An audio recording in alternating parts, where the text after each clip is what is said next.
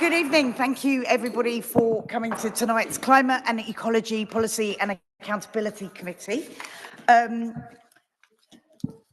start off, welcome to tonight's meeting. I'm Nicole Drahe, Chair of the meeting. Before we start this, just some housekeeping.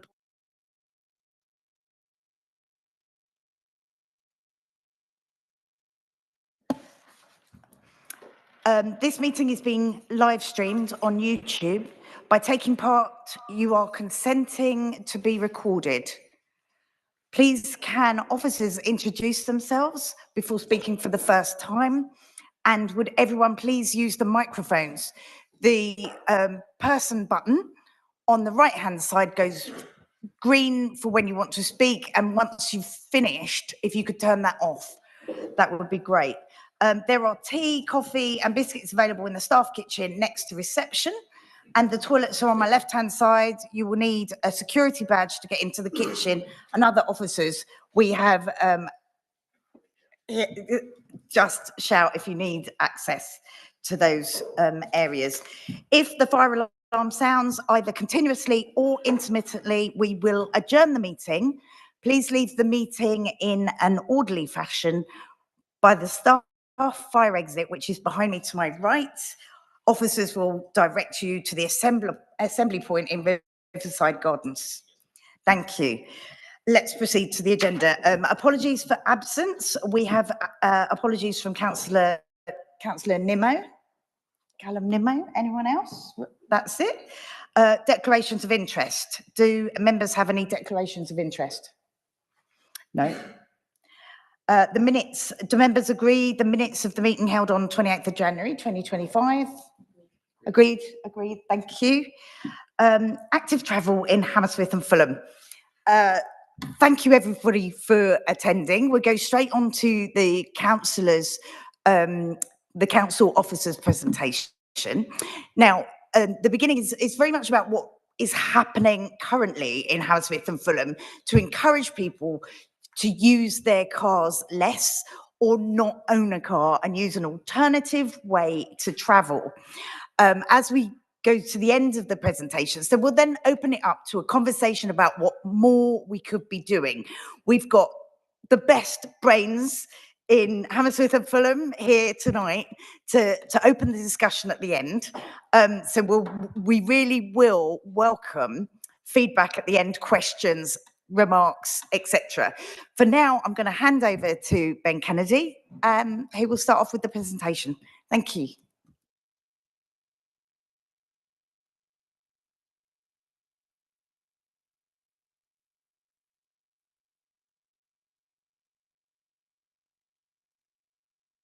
Sorry. Good evening, everybody. My name is Ben Kennedy. I am the Senior Service Manager for Climate Change and Transport.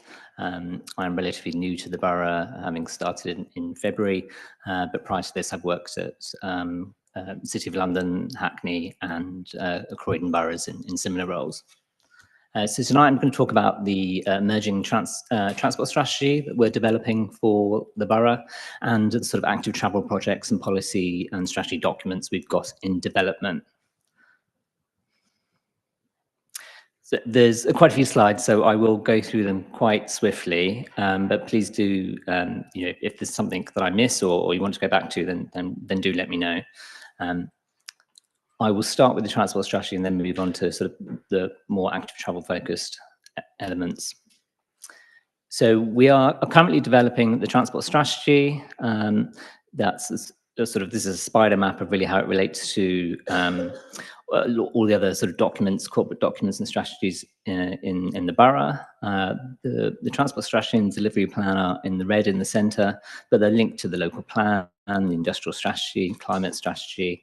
And on the left-hand side, you've got the yellow boxes, which are the London plan, the Mayor's transport strategy, and the OPDC, which is the Park Royal and Development Corporation. So the complementary documents to the transport strategy, which are sort of being progressed at parallel pace, are the active travel strategy, road danger reduction and EV infrastructure strategy. And these we'll discuss about whether they need to be incorporated into one document under as part of the transport strategy, or be sort of the umbrella of sort of subsidiary documents.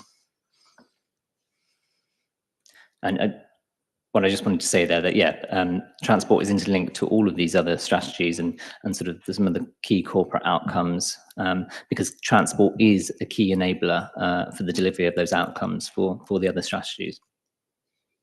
So what work we've done to date on the transport strategy, we've undertaken quite a comprehensive evidence baseline, and we've looked at what are the issues and problems and the sort of strengths, weaknesses, opportunities and threats facing the borough from a transport perspective, to understand what are the issues, what are the challenges from a transport perspective that we're trying to address through the transport strategy.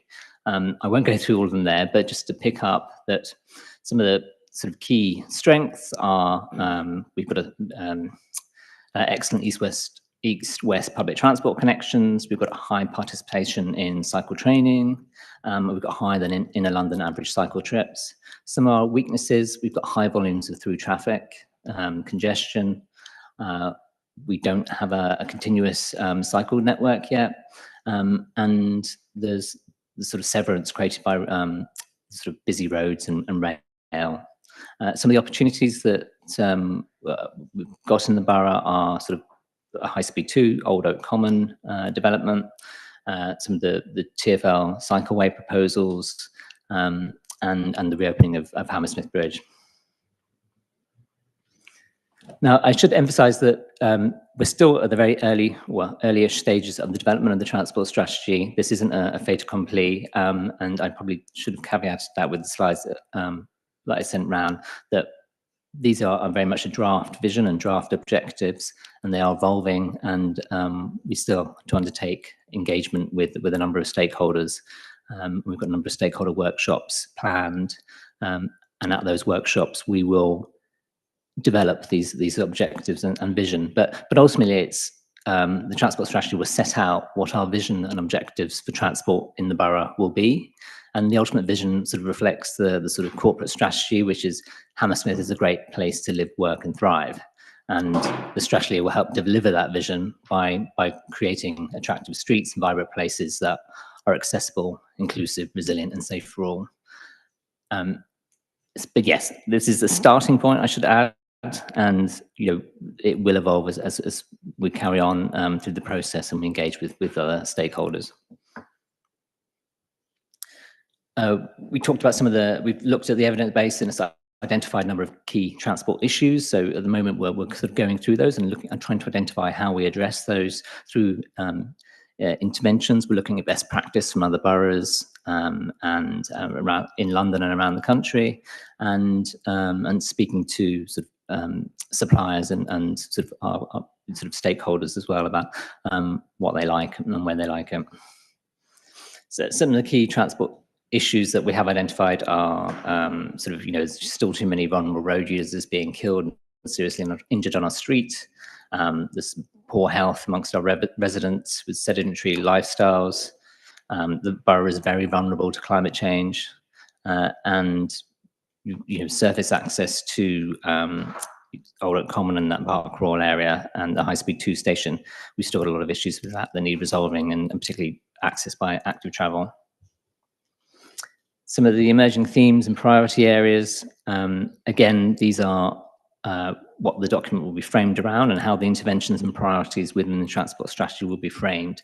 The first one, which reflects the sort of hierarchy and order of priority, is safe and active travel, and that's talking about healthier movement and mobility, and then there's others about cleaner vehicles, climate change adaptation, and places for people, not traffic, and connecting people and places, which is about public transport. So again, I've not shown what the priorities and interventions will be, because we're still working on the document and we still need to engage with stakeholders to agree what those priorities and schemes might be. Of course, we will be doing the work and developing document in a sort of co-production approach. And one of the first steps we're doing is we were establishing an active travel working group, and we have reached out to some key members of the community where we know that they have good knowledge of the borough, particularly from an active travel perspective, and there's a good distribution around the borough, not just focused on one in the south or in the north, but so we'll be bringing those people together in the working group in the next month or so, and they will sort of act as a peer review really, and we will present proposals to them, share the data and evidence that we have, and get their perspective on how we should take forward and how to tackle some of those issues and what schemes and interventions are the right approach to take. We were also looking at developing an active travel strategy, and the reason for that was that the transport strategy was intended to be quite high level, because there is a little bit of a policy vacuum at the moment, as we don't have a transport strategy. So we wanted to proceed as quickly as possible with that. However, active travel in particular is such an important area, and it's such a complex area with regards to balancing the needs of pedestrians, cyclists, wheelers, that we felt we did need to go into more detail, and that was why we were proposing to develop an active travel strategy where we could go into that more detail, and the high level policies would be developed in the transport strategy. However, dependent on feedback from the working group and other stakeholders like the disabled residents team and inclusive environments, we may merge them together, and if there is a preference to do it in one document. The map there, I should add also, is very much indicative, not finalized. It just gives an example of what some of the outputs that we would seek to produce with the active travel working group is identification of a network of cycle routes across the borough. Moving on to sort of purely active travel now, just to really, I'm sure everybody here probably knows, but it relates to any mode of travel that involves activity. It's often referred interchangeably with walking, cycling, but it also includes wheelchair, mobility scooters, adaptive cycles, and cycle sharing schemes. And it's that low carbon way of getting around, and offers many benefits, particularly from a sort of health and active travel activity perspective. So this is just some snapshots of the evidence base that we have gathered so far. And it gives just sort of comparing how we're doing with other inner London boroughs. It shows that our mode share, which is sort of percentage of trips that undertaken by car or a particular mode by residents. And this is from TfL. They do a survey of about 10,000 residents across London every year, set amount in each borough, and they calculate these sort of percentages based on that. It's not accurate, but what it is consistent. So they've been doing it since 2005 in the same manner and the same number. So it does provide a consistent trend. It shows that for cars, our mode share is just lower than the inner London average, but higher than sort of comparable boroughs such as Camden, Hackney, Kensington, Chelsea, for example. With walking and cycling, it's the same as the inner London average, but again, slightly lower than some of our immediate or comparable boroughs. With if you break out walking and cycling, then cycling is higher than the inner London average, but walking is slightly lower. Just moving on now to deaths and serious injuries. I appreciate it's difficult to see that, but that graph is showing the number of killed and seriously injured people from road collisions in the borough from sort of 2005 baseline up until 2023. The graph is going down, and it shows that there's been a sort of dramatic decline in those sort of KSIs, killed and seriously injured. But in the last sort of few years, it's sort of leveled off and plateaued off. And the dots below are the targets that have been set for us as a borough by the Mayor of London as part of Mayor's transport strategy to try and achieve Vision Zero, which is 0 deaths by 2041. And it shows that at the moment we are off the trajectory by some way. That is, that is reflective across most of the London boroughs are off. But I think for inner London, maybe slightly higher than we would have hoped. The road collision casualties, this is just a summary. It does show that actually motorcycles are have some of the highest number of casualties on our roads, followed by pedal cycles, and the proportion tend to be significantly higher, the number of males than females. But when you look into it, of those that are injured, the pedestrians tend to be more seriously injured as a percentage proportion, and the fatal casualties tend to be pedestrian.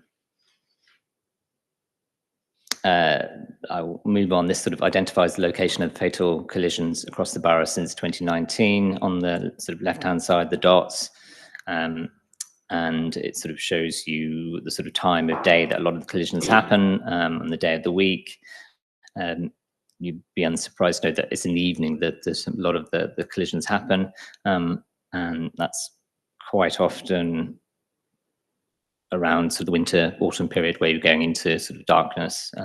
That can be quite common. This slide relates to air pollution, and whilst air pollution has improved dramatically across London and across the borough, there's still particular issues on some of our main roads, from sort of nitrogen dioxide and particulate matter, and the improvements can be made, and those living immediately beside these roads suffer poorer health than elsewhere. Some of the key challenges are set out here that we sort of need to tackle if we're active travel in the borough. I won't focus on all of them, but in particular, there's the sort of the cycleway facilities, the ones that have recently been installed or within the last sort of five years. I've had some negative impacts on pedestrians and disabled persons. Floating bus stops, in particular, are sort of across the country. Really, there's disabled residents and pedestrians have found problems with them. The road width in an historic city like London, we don't have new roads and a blank sheet of paper to work with. We've got a historic legacy road network, and we have to work with the widths that we have, and that unfortunately results in suboptimal design solutions, for example, bidirectional cycle lanes, which again are generally disliked by pedestrians and often by cyclists themselves. Another key challenge is sort of the high volumes of traffic on our streets and the road data associated with it, and then working with the external stakeholders like the Old Oak Common and Park Royal Development Corporation and TfL, who may have sort of conflicting aims and objectives to us. Just moving on to the sort of the active travel schemes that we've delivered in the past few years, that many of them have been very successful. Can I just check how I'm doing time-wise, actually? Okay, brilliant. So bikeability training. Philippa here is the sort of cycling and bikeability guru for the borough, and has delivered some amazing results with over 2,000 children trained last year. It's massively oversubscribed, particularly for family training and adults, and there were over 400 persons trained on those programs last year. But Dr. Bike, over 1,600 bikes have been checked in the past 12 months. And there's other fantastic initiatives such as Try Before You Bike, which is a sort of pay-as-you-go bike rental scheme, and All Ability Cycling, which is a free cycling sessions for residents with additional needs such as physical learning disabilities, and that's run by Bikeworks. And we hope to continue these programs, but funding means that some of them may need to be somewhat scaled back, unless we can identify additional sources or new sources of funding. Active travel and active travel routes to school, and Travel for Life. This is working with the schools and teaching them about road danger reduction and sort of healthy and active ways of getting to school. We've got the Past Not Pollution scheme, which again has been fantastically successful, and all down to Philippa again. And that was sort of initially instigated by a sort of DEFRA air quality scheme. And that sort of worked with businesses and families and residents, and it's supported sort of 84 switches to cargo bikes. 27 were businesses, 36 were families, and then there's also been sort of a business courier and at least 21 of those as well. You've got some examples of the businesses that have taken it up there. So En Route Coffee and Clara Lopez Yoga, for example.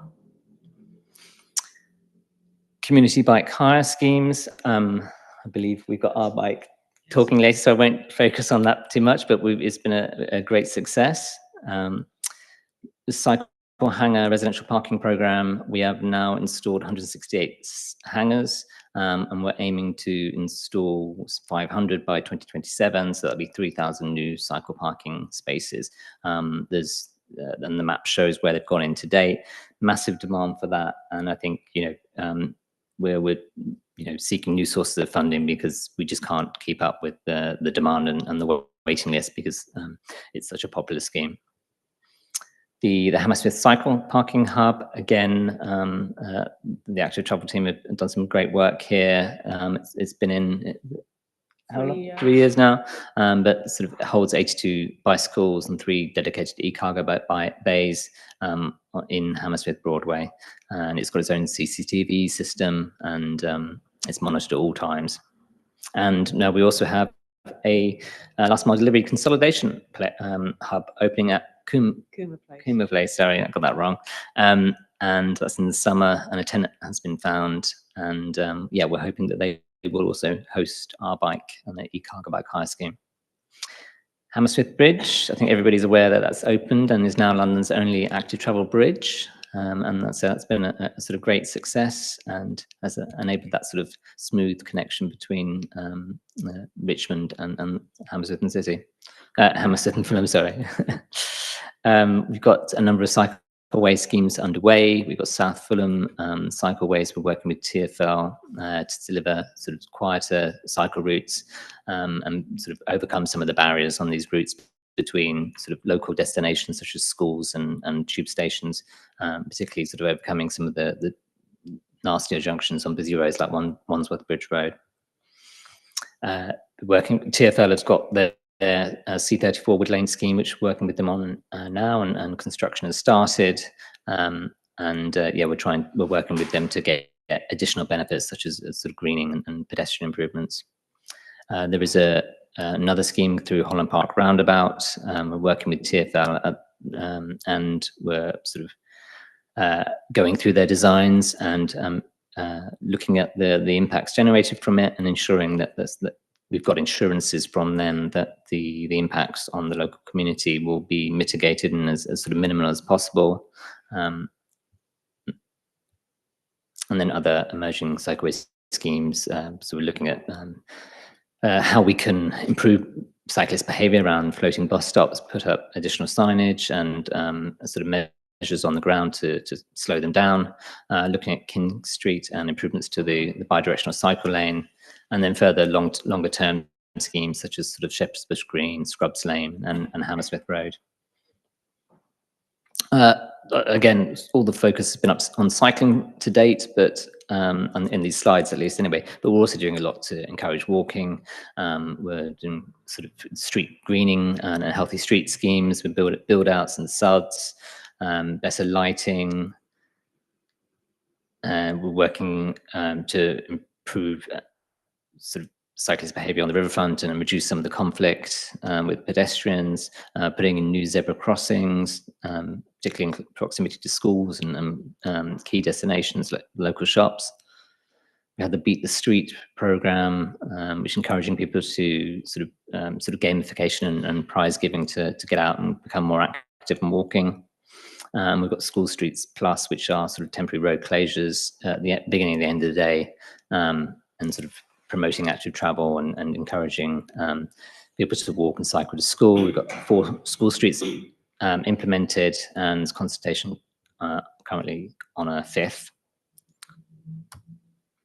We've also got the clean air neighbourhoods that I'm sure everyone's aware of in South Fulham, and data shows that there's 15,000 fewer cars per day using the streets as cut-throughs now, and the roads are quieter, safer for pedestrians and cyclists. And finally, we have micromobility. So we've got 94 micromobility hire bays delivered. These are a mixture of e-bike and e-scooter bays. Most of them are now shared bays, and we'll be sticking with shared bays going forward. So we've got a total capacity of 676 bikes/scooters, and we've got a further 42 sites that are out to consultation at the moment. We're also taking action to improve sort of behaviour and where people park their bikes, and trying to clamp down on the operators and resolve some of the issues that occur when there's surges in demand, say around football matches in the stadiums, or the boat race, for example. And this map gives you an idea of the locations. So the darker colours are existing e-bike bays. The mauve ready colour is existing e-scooter bays, and then the yellow is shared use bays. And that was it. Fantastic. I think we will open it up to questions now on infrastructure and that report from the council. And then we'll move on to the presentations from the active travel options that are available. And finally, we'll go on to looking at ways that we could improve. So I'd like to thank Ben Kennedy for that presentation. Fantastic. Questions.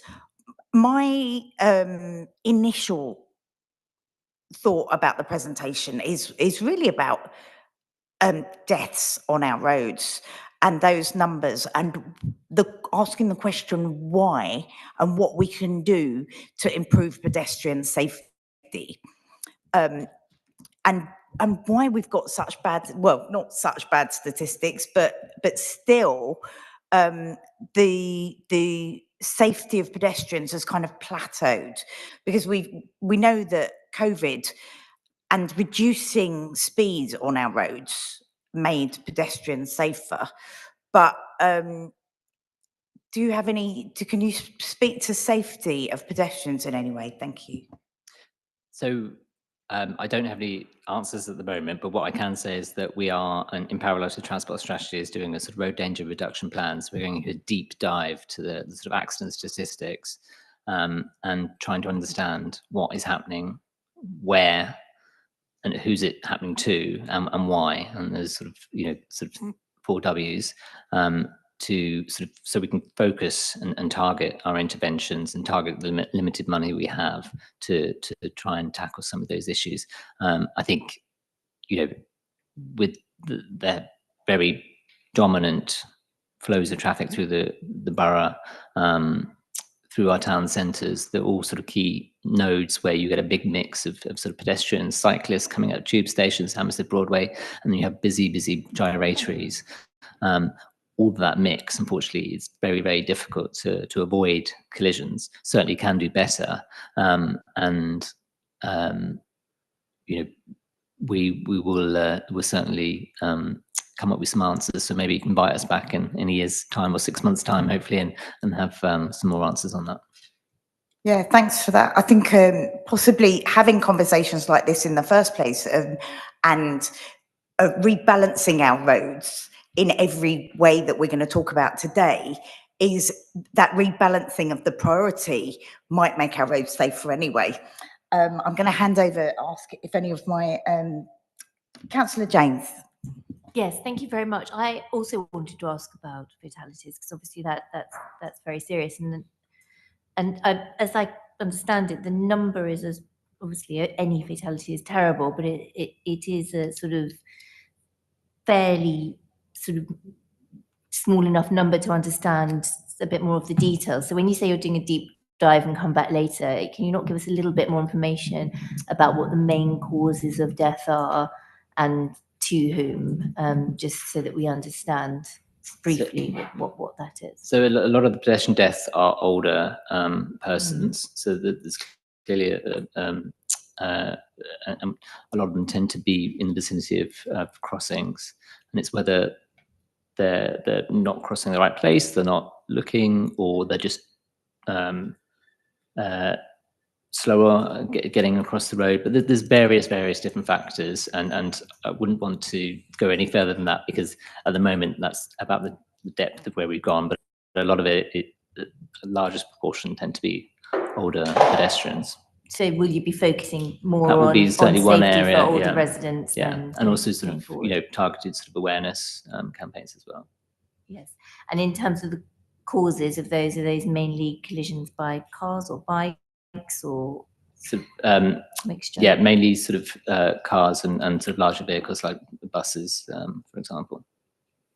Thank you. I think that really is an important priority, just to understand that. And obviously, we see you've got some fantastic training for younger residents, but it'll be interesting to see what can be done to support older residents. Thank you for that. Councillor Antinadis? Thank you. Hi, thank you, Ben. Welcome to the council. That's good presentation. Thanks. I suppose I'm following on from their comments on safety, and maybe not so much fatality, because you've covered that, but also injuries, because we know that a lot of the electric bikes are hazardous. People aren't riding them properly.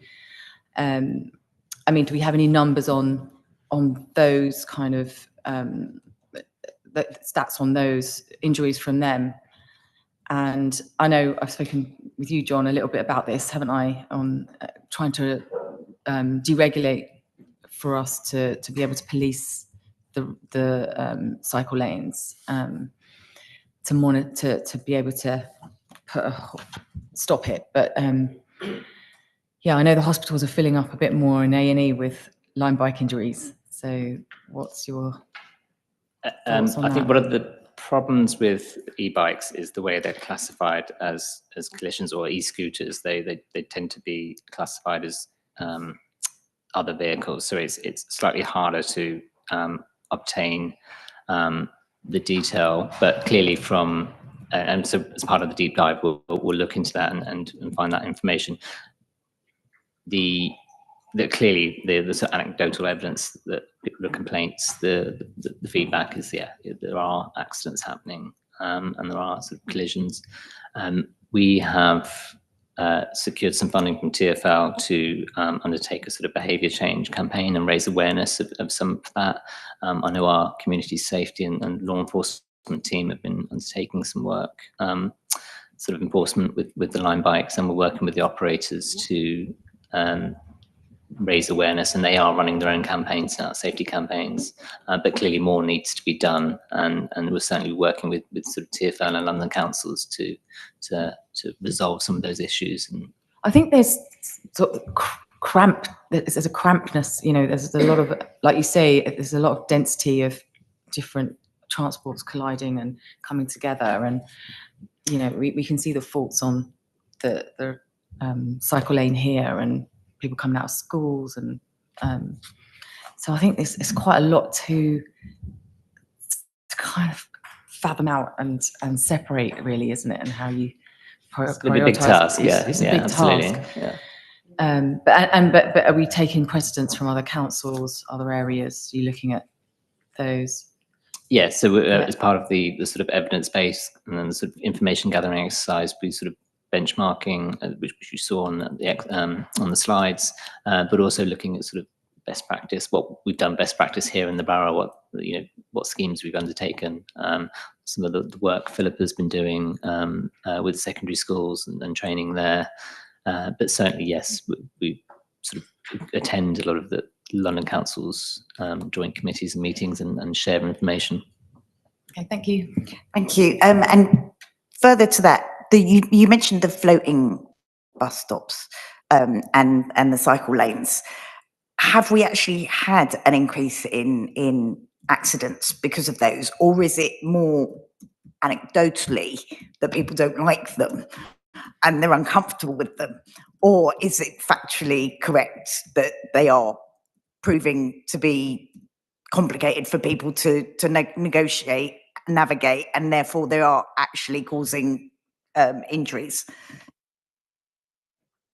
I think it's somewhat difficult because the data we get from the police is always about 18 months behind. So there's always a lag. I think certainly the specific junctions where we know there have been issues and there have been interventions to resolve that. So River Court, I think it was River Court and King Street. And so that has improved the situation and reduced the collisions there. But yeah, I think, again, more work needs to be done to look into that, but certainly aware of some specific junctions where there have been historic issues, and we've worked to resolve those. Yeah, and maybe to clarify for the less of the more layperson on this. So our cycle lanes, some of our roads are TfL controlled. Could you just explain to some of us how we link up our cycle routes if TfL are in charge of some of them and we are in charge of the smaller roads, and how that works together, and how we're going to end up with a joined up system? So yeah, I mean, we clearly work with TfL very closely, and they provide a lot of funding through the LIP process, the local implementation plan, and the Mayor's transport strategy. Again, we don't always necessarily have the same objectives and aspirations as them. They are very bus focused and very hard cycle infrastructure focused, and as a result, some of the schemes they've been progressing tend to focus on floating bus stops, for example. And I think we've been arguing back that there needs to be more focus on pedestrians and sort of disabled people, as they are the top of the transport hierarchy, and they should take priority. You have the A14, A4, which are the sort of Transport for London road network, and they have sections of cycle routes on those. But then you also have other routes where TfL are maybe the sponsor and encouraging it, progressing the scheme, but it's on our roads. For example, the Holland Park roundabout at the moment, that is partly on TLRM, but it goes onto our road network. And that's why we're having ongoing negotiations with them to ensure that it meets the needs of the local residents and there aren't too many negative impacts. Thank you very much, Chair. As you can imagine, I have a few questions. I will start on cycle safety. Delighted to see it's a clear priority. So the C9 cycle lane just over there on King Street has been proven to be more dangerous than the cycle lane it replaced.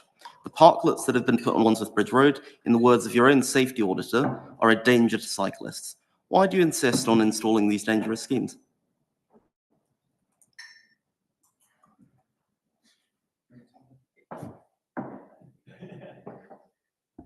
I suppose it's how you define dangerous. So what you may have on King Street, for example, is the number of cycle accidents gone up. That's because the number of cycle trips has gone up. So actually, the percentage of cycle trips that result in accident has dropped. So it's all scale to some regard. There's also a bit of that perception of safety, and this comes back down to the floating bus stops argument. Actually, is that if people feel unsafe, generally you don't have an accident because they will take more care.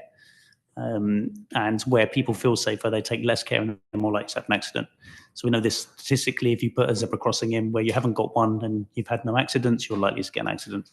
So it's a bit of a catch-22.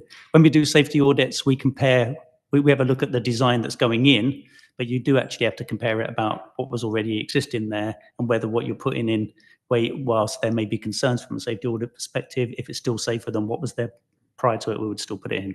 So that's the kind of, in a nutshell, way you do it that way around. I note you didn't answer the parklets question. That's absolutely fine. What is the control position? Control position. So the highway code changed last year in terms of how you cycle on the road and for pedestrian priority. So I don't think many drivers understand if you're on the main road and you want to turn into a side road, pedestrians have right of way. So there's that kind of thing. So control position is where basically you adopt the same position as a car on the road and you should be cycling in that position. What that stops is undertaking from a cyclist on a car, which is very dangerous, especially on a large vehicle, and if they turn into a side road while you're undertaking, that's where most of the cycle accidents happen. So being in the control position, docked in the same position as a car, and the speed limit in the borough is 20 miles an hour, there's no issue with that in terms of being able to cycle at that speed. That's where you should be. It's the safest position for a cyclist to be. And that's the preferred position to be in as well, unless there's segregated facilities. I would agree with you if they didn't have obstacles in their way, but yes, quite. On the Holland Park roundabout, what engagement on an officer/cabinet level have you guys had with RBKC, given it leads into RBKC?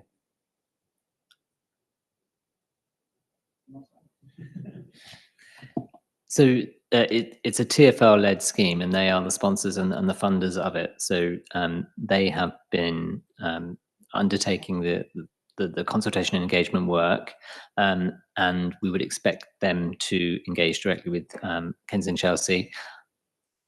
I clearly come in quite new, so I don't necessarily know all of the history. I know that we have gone back and asked them to establish a sort of meeting with Kensington and Chelsea and ourselves, and to feedback some of the shared concerns about the project. But yeah, because it is a TfL-led scheme, we've allowed left them to do most of the engagement, or encourage them to do the engagement. Thank you very much for that. I understand on a political level, colleagues in RBKC are being ignored by LBHF councillors, which is disappointing to see. On the clean air neighbourhoods, given it's come up again today, could someone explain why there is such a high level of fines being cancelled at the moment? Have you guys given up on enforcing it? Have you realised the damage it's doing to businesses? No, the way the system works is that any resident or visitor in the borough would get an exemption. The camera will pick them up, and in our system will issue a fine, and we will cancel that because they have an exemption. So it records that, but it's not actually we're doing it, because at the end of the day we're after compliance, and compliance is happening. So it's not a design not to enforce it. It's that those people are exempt, so they're entitled not to have the ticket issued. Car ownership is up 10% over the last 8 years on average in LBHF, as opposed to 2% down across the London average. Given claim to have the most robust climate policy, and the clear policy is to discourage car ownership, why is that policy so manifestly failed? Sorry, just to clarify, and apologies if it was stated wrong in the slides, it's not necessarily the percentage car ownership, it's the total number of... Not quoting your stats. Those are, oh, okay. Those are TfL stats. Okay, it's a TfL stat. So it's the total number of cars has increased, and that's partly because of growth and the number of new dwellings in the sort of growth in White City, and a number of new residents and new dwellings in the borough. But again, this is something we need to delve into a little bit further in transport strategy, and we need to try and understand, and we'll hopefully tackle some of these issues through new schemes such as the sort of cycling scheme and car clubs, to try and ensure that we sort of level off some of that car ownership, not the total number of car growth. I would counter that by saying most of your new developments in this borough have far reduced parking facilities, so surely that would discourage the car ownership. Yes, yeah. I mean, we have a policy of car free, or only sort of vehicle. So the reality is, it's most likely existing households having newer, or the households being split up, but there are a number of smaller flats that have can apply for car ownership. So I don't know the entire answer, and that's why we need to do further work. So I should have just said that from the start. Yes, thanks for that. I think one of the things that we're going to look at as we go along with the meeting is more about car usage rather than ownership, because I think there's a difference between owning a car that you don't use very much. I mean, I think the stats was something like 25% of Hammersmith and Fulham cars barely get moved from one week to the next. And I think what we're going to look at is how we reduce car usage and those smaller trips that people would use their cars for. So what I'm going to recommend is that we move on to more presentations, and then we open it up to the floor later on after we've had some more info. Philippa, Ron? Oh, Douglas is going to go first.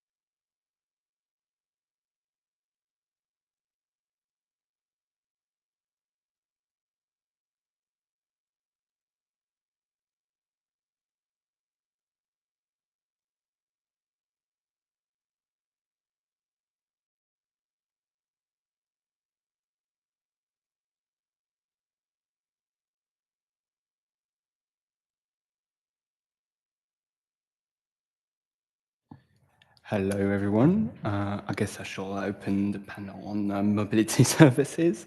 I'm Douglas. I'm Product Operations and Community Partnerships Manager for Our Bike. I know it's a mouthful. And today I shall give an overview on Our Bike and then some more specific stats on the H&F bikes. So first of all, what is Our Bike? So Our Bike is an e-cargo bike share scheme allowing businesses and residents to hire a cargo bike by the minute. It's a simple booking system on app. You select the pickup date and the drop-off time, and within that you just do your ride. Our interest in this was to kind of allow people to get onto a cargo bike without too many barriers. And so we tried to select a model that would allow that as much as possible. So this is why we went for a three-wheeler cargo bike, so that people wouldn't need to find balance, for instance, when they try it out. Another aspect of this bike is it's got a very big box, and it can carry 100 kilos of payload. The point with that box is not only can you carry stuff, but you can also carry up to 2 kids or 1 adult. So that really covers a very high array of use cases that either touch residents or businesses. In terms of where we sit within the offer of different mobility services, we remain the cheaper option for electric bikes and such. We find that a cargo bike really allows to make most of the cycling infrastructures because they fit everywhere, but it also is big enough that it kind of makes up for the use of a van in a lot of cases. So you really get to zip through town, but also carry lots and lots of stuff, a lot more than bikes. They paired with an extended range of 50 kilometers really allows for a lot of freedom.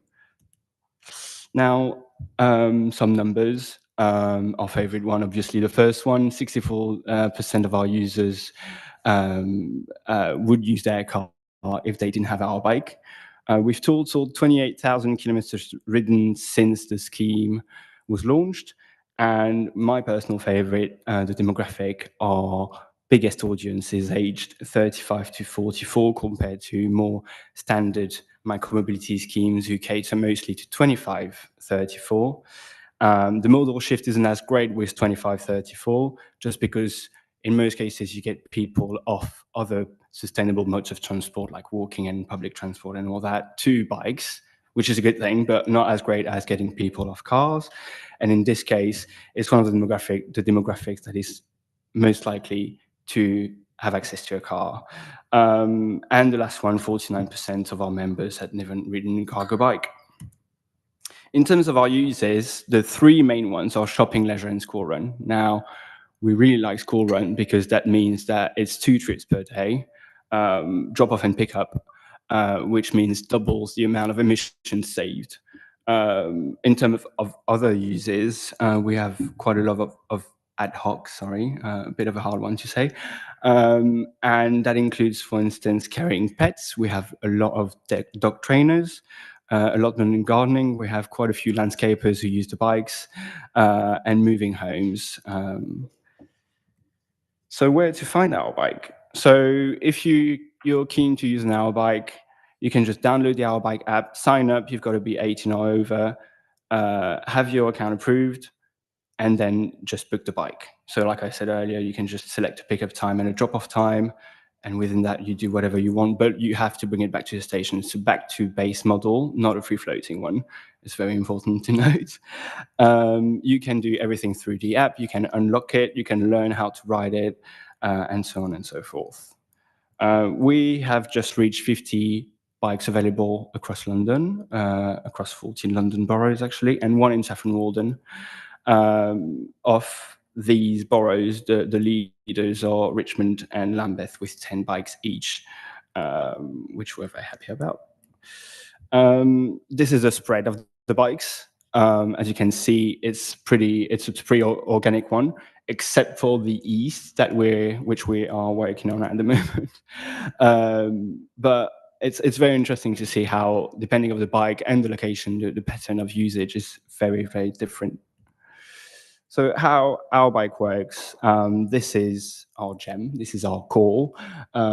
Every Our Bike is hosted by a local organization. So this organization can be a business, it can be a community center, it can be all sorts of things. So we have a real estate agency, we have theaters, we have bike shops, we even have a resident, and their role is to swap the batteries when needed to keep it charged and available for hire to the local community, in exchange for having free use of the bike, as well as having their branding on the bike. This is great for us because not only do we get to outsource one of the core tasks to keep it available for hire, but we also integrate ourselves in the community through one of the main actors, one of the main local actors. This paired with the user, who's also kind of pushed to take ownership of their local Our Bike in all sorts of ways. But the main one is sometimes we're a community-led scheme, so we can't strive for pure efficiency like Lime, for instance.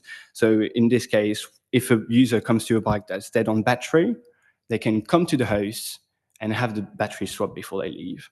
Now, this is a great technicality, but it also allows for connection between resident and local organization, which is really special. It participates into creating a better sense of belonging, anyway. So now on to stats for Hammersmith and Fulham. You've already used that photo. I'm sure I'm going to see it a lot more. I love it. So this is the spread for the H&F Our Bikes. We've got 5 at the moment, 1 on Askew Road, 1 on North End Road, Wandsworth Bridge Road, New Kings Road, and the latest one, Fulham Palace Road. Like I said earlier, the users are very different depending on the bikes. It's the community's taken ownership of the bikes in very different ways. For instance, Askew Road Detour is supported by the whole ARA, which is Askew Road Association. There you go, and they really promote the bike locally. It's really special to see. In terms of stats for Hammersmith and Fulham, we've just gone over 1,300 kilometers ridden since the first bike was launched. More than 600 hours booked.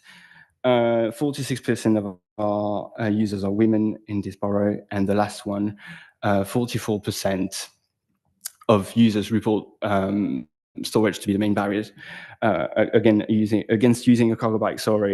And the second one is affordability. So we're very happy to kind of like take down those main barriers with the higher scheme for cargo bikes. Now, onto what I was invited for. We've just launched the most recent bike on Fulham Palace Road with KC and Oma Bikes. It has been great. So Oma Bikes is a bike shop on Fulham Palace Road, but it's owned by KC, who's not only a pillar of the community, but is also the chair of HNFLCC, which is very convenient for us. And we just so happened to launch the bike right before the bridge was opened. And Casey was kind enough to take the bike across the bridge, which made him the first cyclist to cross the bridge since it opened again. So it's amazing for us.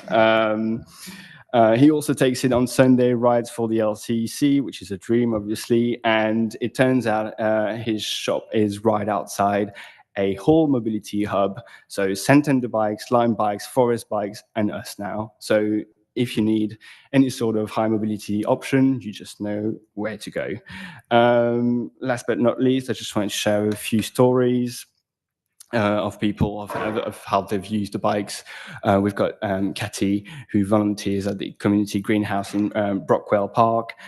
She uses the bike to set up the stall in the park every now and then, and she also uses it for personal journeys.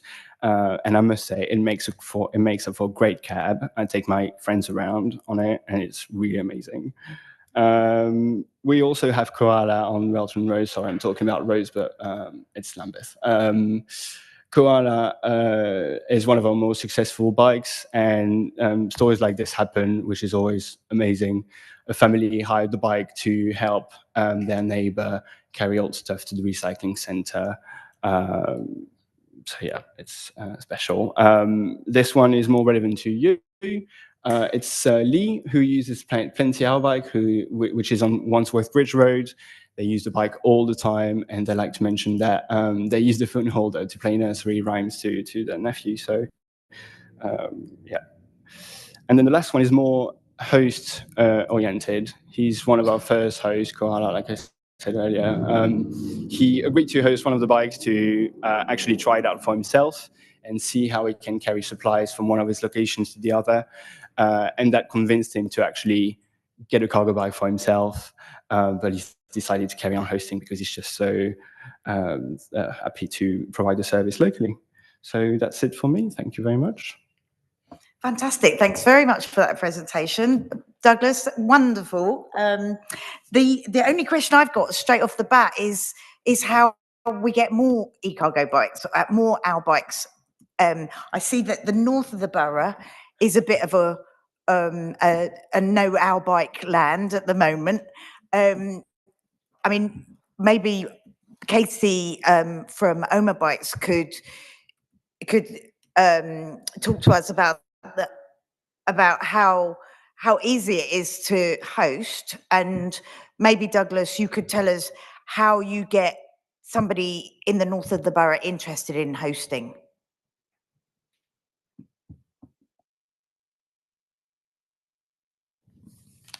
Good evening, everybody, and thanks for enjoying my wonderful pictures up there. One of the things about cycling is the convenience that it presents. It allows you to do things which don't require as much thinking, planning, or execution as things like driving, arranging where you're going to park, how you're going to move things. And what a cargo bike does for that is it increases your capacity immensely. So it goes from, I'm going to worry about how I take 1 or 2 bags of shopping to a place, to I can do the whole monthly shop. The last trip that I took on our bike, which wonderfully just appeared in our place, was to go and pick up to go to a birthday party and pick up a bicycle from Sunbury-on-Thames. That's what a bike allows you to do, and that's what a cargo bike allows you to do. So when it comes to hosting, kind of what we present is a sense of ownership of something that's not ours but is shared, and the way that kind of builds a platform of plurality is exactly what we strive for when we come to these council meetings, when a council sits in session, and when people take steps to involve others. It's about trying to find things, not just that bind us, but that things that make us better as a group rather than as a person. Little things are the steps, little things are the blocks, they are the thatches on a roof that hold an umbrella of goodness over our heads. And ultimately, we're trying to live good lives. And it's little things like this, the components that come together to form the platform or the fabric that makes a society better for us. Now, I will shortly after this, I'll talk about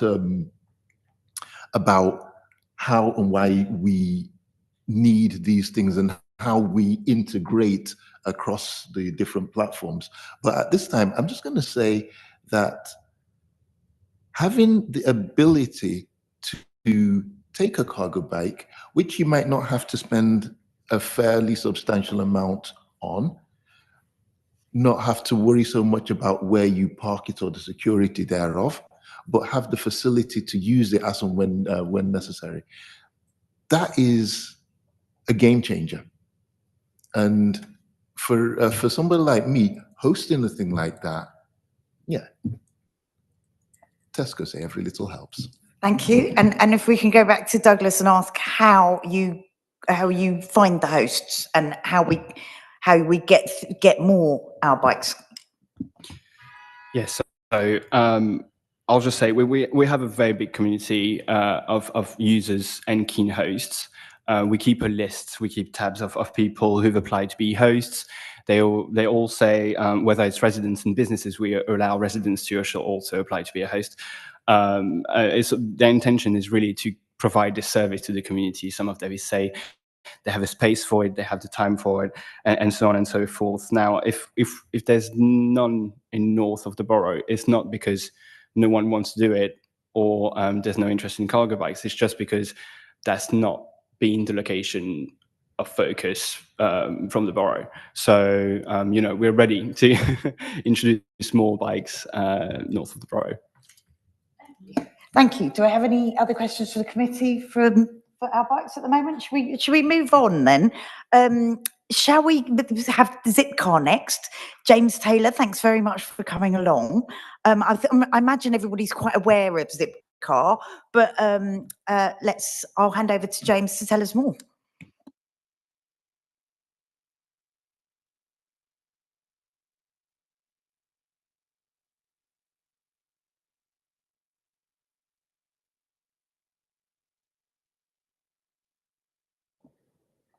Apologies, just get everything set up there.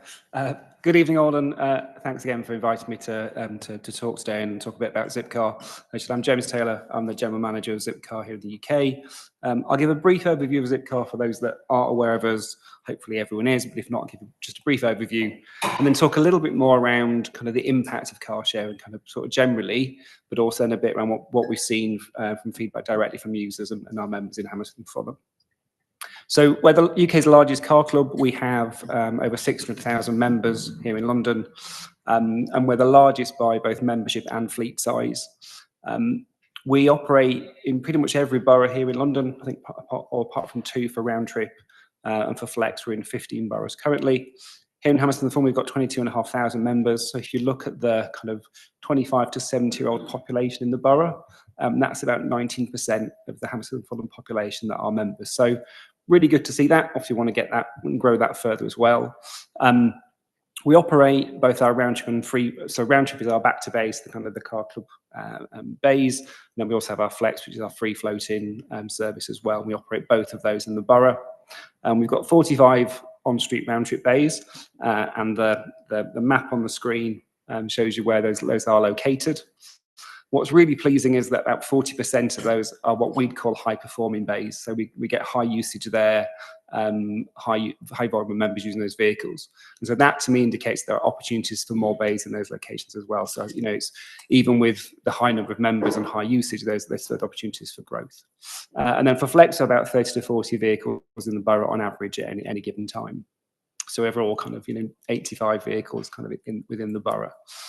Also pointing out that Coma UK, which is the national body for shared transport, they did a report a couple of years ago called Driving London Forward, and they looked at households that had vehicles, that owned vehicles, and identified switchable households. So there were various criteria looking at how often that car was used, the age, things like that. And they identified in this borough that there were 22,000 switchable households that could replace an owned car with a shared car club.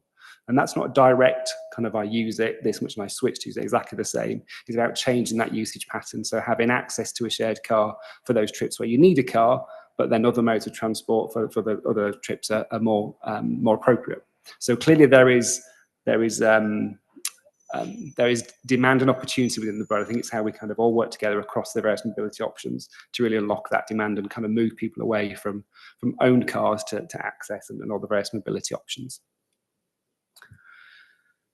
So in terms of some of the benefits, I think there are, and again, this is pulled from the annual Coma UK survey. This is the stats from 2023. But our view at Zipcar is there are 4 key benefits of moving to car sharing and growing car sharing. The main one, obviously, it leads to less car usage. So members report reduced car trips from joining the car club.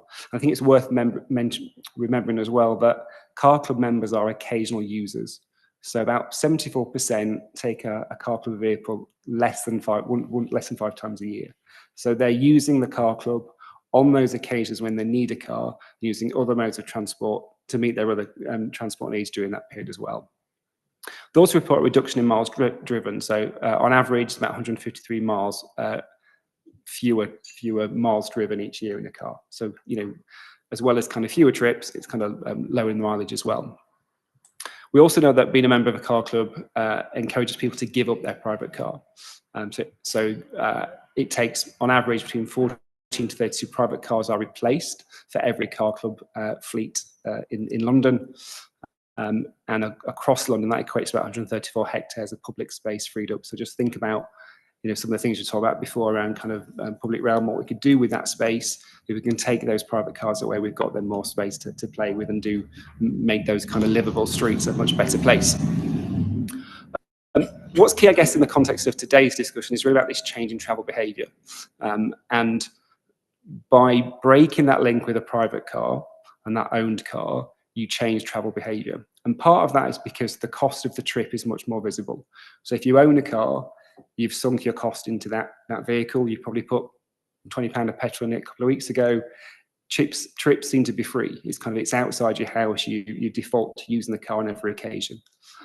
With a car club, the cost of the trip is visible to you. So you're making a choice. Actually, do I want to spend this money for this trip? Or could I do that trip in another way? So like Douglas was showing, the cost of an hour on a cargo bike, far cheaper than an hour in a van at Zipcar. So it might be, actually, if I've already got smaller things to move around, I'll choose the cargo bike rather than a van. If I'm moving house and have lots of things, I might choose a van rather than a cargo bike. So it really kind of shows the true cost and allows people to make more informed decisions. And we see that in the results. So much higher use of train and tram compared to national average, and much higher use of cycle compared to national average as well. So it really just changed that behaviour. And then finally, just in terms of improving air quality, 35% of the UK car club fleet is fully electric.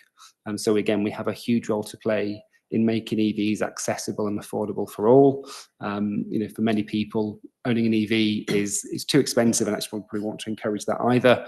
But if people have to make a trip in a car, let's make it a shared car, let's make it an electric car. And all our vehicles are ULEZ compliant. So that's kind of, I guess, at a very broad level. What I want to just share now is some stats from the most recent Coma UK Car Club survey. And within that survey, we asked members to tell us whereabouts in London they live. So I've pulled the Hammersmith and Fulham data and showed some of the insights from that survey as well.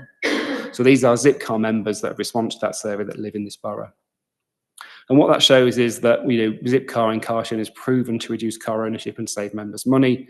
As you can see here, 34% said they would have bought or leased a car had we not been around, or had they not joined Zipcar. And similarly, 17% have reported they now have fewer cars in their household. So since becoming a member, they've got rid of a car. So that's really powerful, kind of, again, to that point before around I think the stats like 96% of the time a car sits underutilised.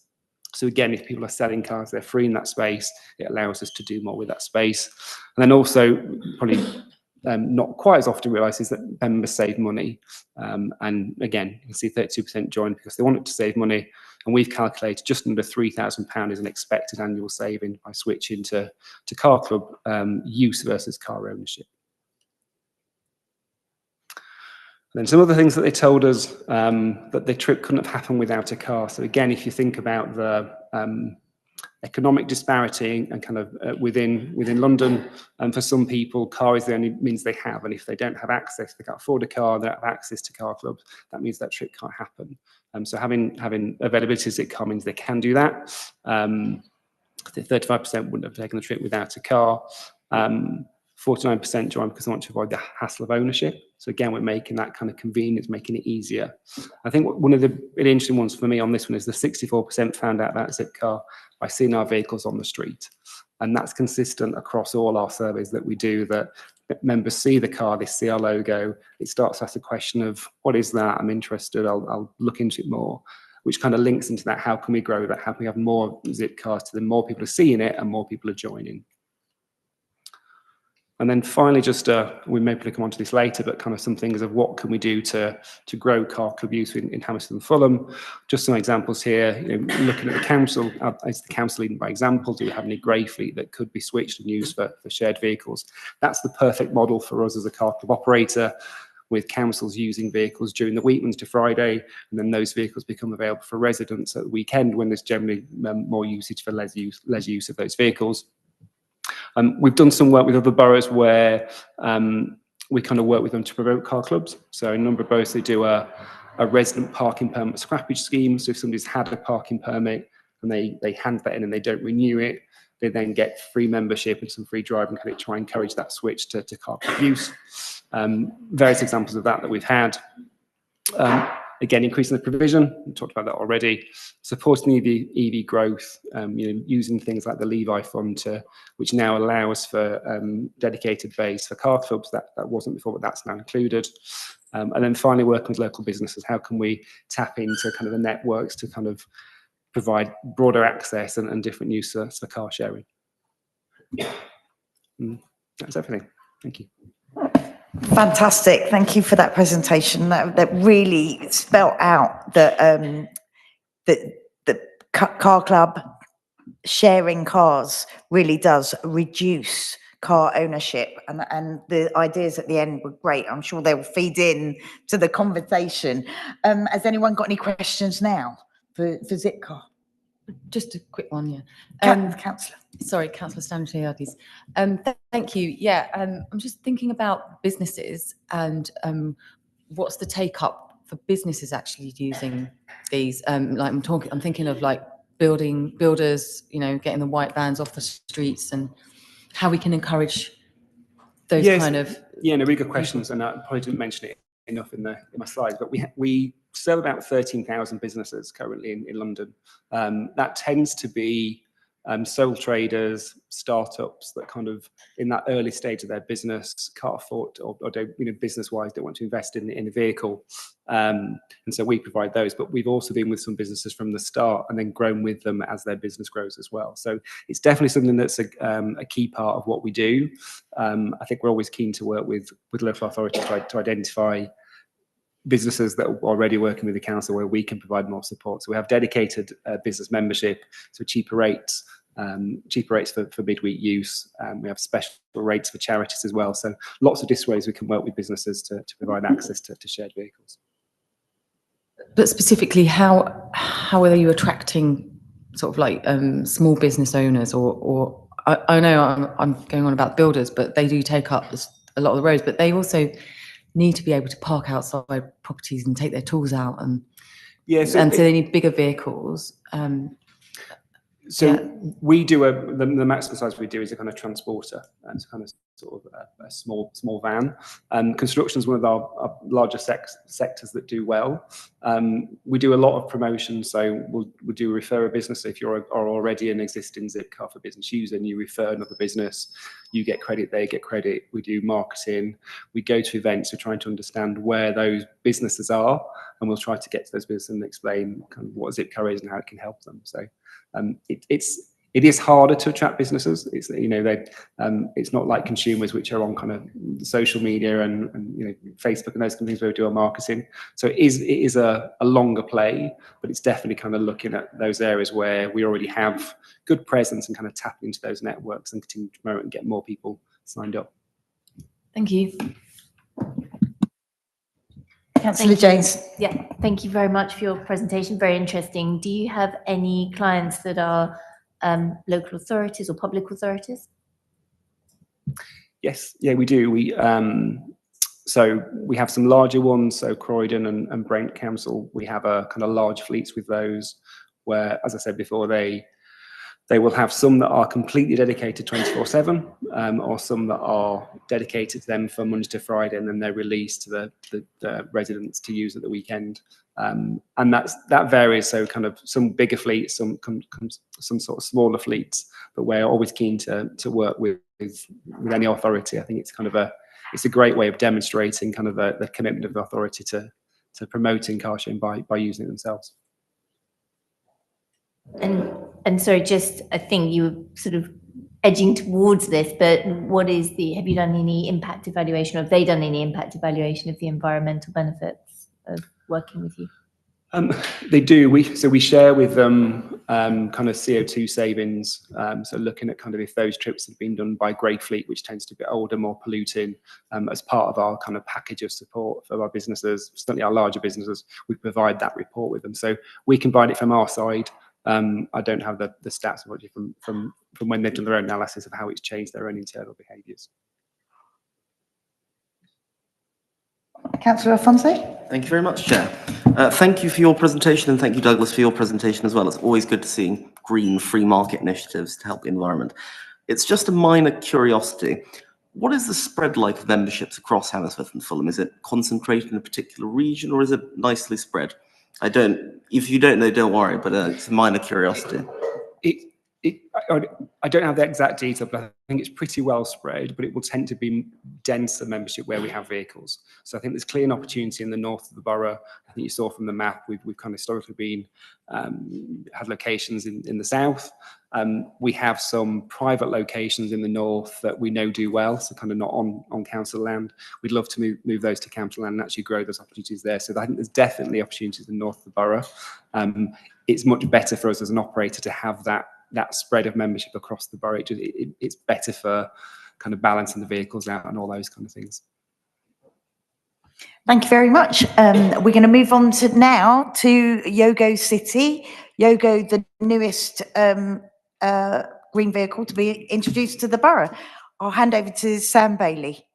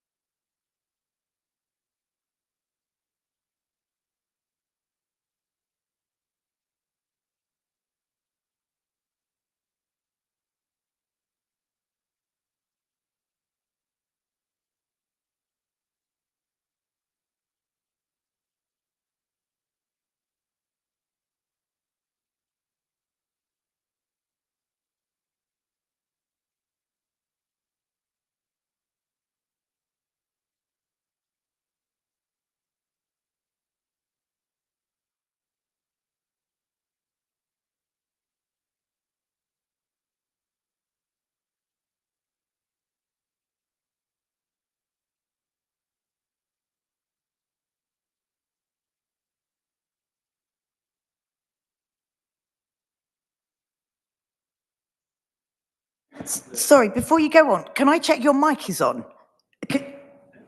Yeah, just because I think listeners at home Missing the, won't have it unless the mic's on. Thanks. Thank you, Nicole. So what we're trying to do, we're trying to fill the gap in between the cargo bike and the full-size car.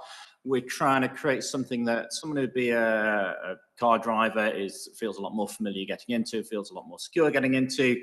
It drives like a car. It's got an accelerator, it's got a brake, it's got a steering wheel. You haven't got to balance it. It's got a roof. It's got sort of half a side, enough to keep the rain off unless it's really coming down sideways.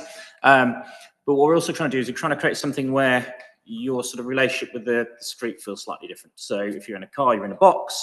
You're not in your box. You can hear the other road users, you can hear the pedestrian, you can hear the bicycles in a way that you can't when you're driving a car, and you've got more visibility, and you've got that additional safety feature.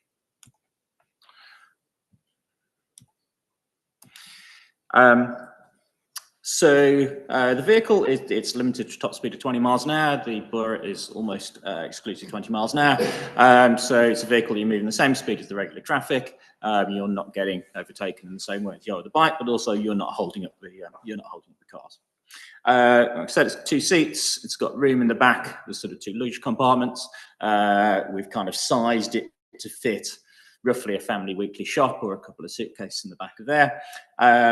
And what we're trying to do, we've made it a shared scheme, same as a lot of the schemes you're familiar with. Download the app, rent it by the minute. That means we've got a couple of really big wins on here. So one is if I think I put a full-size electric vehicle on the road, I've got a lot of carbon and lithium embodied in the battery of that vehicle. This has literally a 15 times smaller battery than a typical full-size electric car. So that is a massive reduction in the CO2 impact of that manufacturing. And again, because we're sharing it between users, there's another massive benefit from that sharing, that you haven't got a series of people with basically large battery electric vehicles sat outside. And part of the motivation for doing this was me doing the maths a few years ago, looking, well, if I buy an electric car, I don't drive many miles around London like other people. My carbon footprint goes up by buying an electric car because I will never drive enough miles to recover the CO2 from putting that vehicle on the road. So we've got 10 of these across the borough. We've got 6,000 users, 2,300 trips, and we'll go through the details later, but we think roughly we've got a 4-fold reduction in carbon intensity from the trips that we're using. I won't worry about this. Everyone's buying less cars. As you're probably aware, cars are the single largest source of CO2 in the UK. I spend most of the time being parked. What's interesting is moving to electric vehicles doesn't really address the risk to pedestrians and to the risk to cyclists. And electric vehicles, small electric vehicles like this, give us an opportunity to kind of be more holistic about how we look at the roads. So how do we make that road more pleasant for the pedestrian to share with the vehicle? How do we make it more pleasant safer for a cyclist to share that road with the vehicle? So if I'm cycling alongside this buggy, it's a lot narrower. I can literally talk to the driver, talk to the cyclist. I know I'm only doing 20 miles an hour. If there is a collision, the vehicle's a lot smaller, it's a lot lighter, and it's going to do a lot less damage if there's a collision. I'll ignore the car share club because we've been through that. Now, we think the more people we can move from full-size cars into these, we can make a really big dent in pedestrian fatalities just by making the vehicle smaller, by making it lighter. We haven't driven into a pedestrian as a test, but we would hope that we're only 5 miles an hour quicker than a bicycle is. So not only are we trying to benefit the user of these vehicles, we're trying to benefit the local community. We're trying to make sure that the people feel safer on the roads sharing with these vehicles.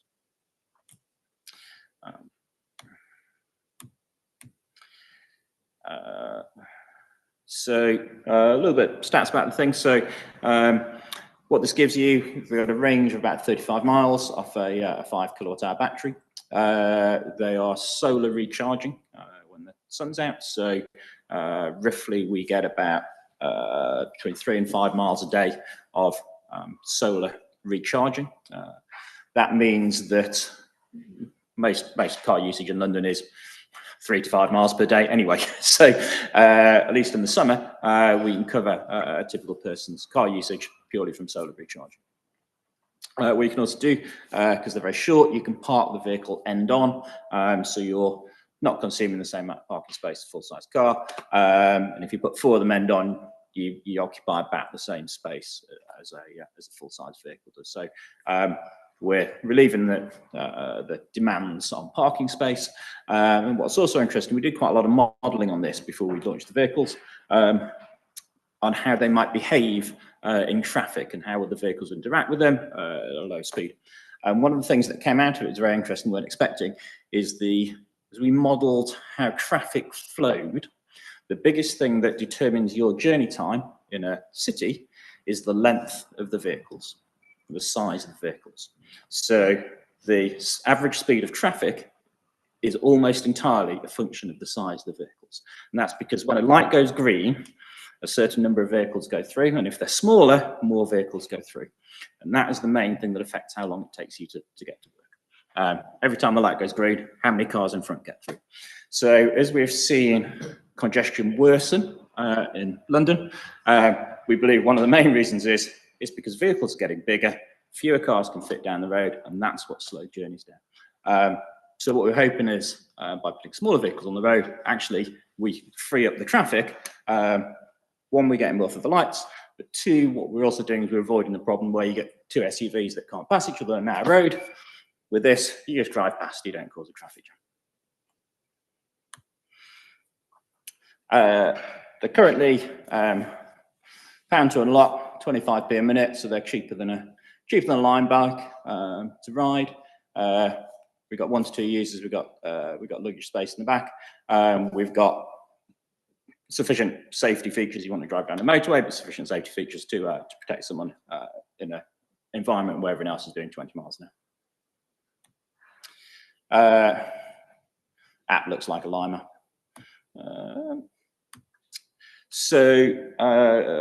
Like I said, we put them on the road in Hammersmith and Fulham, world first, we believe, back in September. And these are some of the insights we've got. So we're currently restricted to 25 to 70-year-olds by our insurers. So that we would like to extend because we are getting a lot of requests from older users who'd like to use this. We've got 6,500 users. They haven't all actually downloaded the app and created an account. They haven't all haven't actually driven one, but we've had 1,150 who've come through and now use it. Average duration of the ride's 30 minutes. So what we're doing is we're replacing those around the borough car journeys.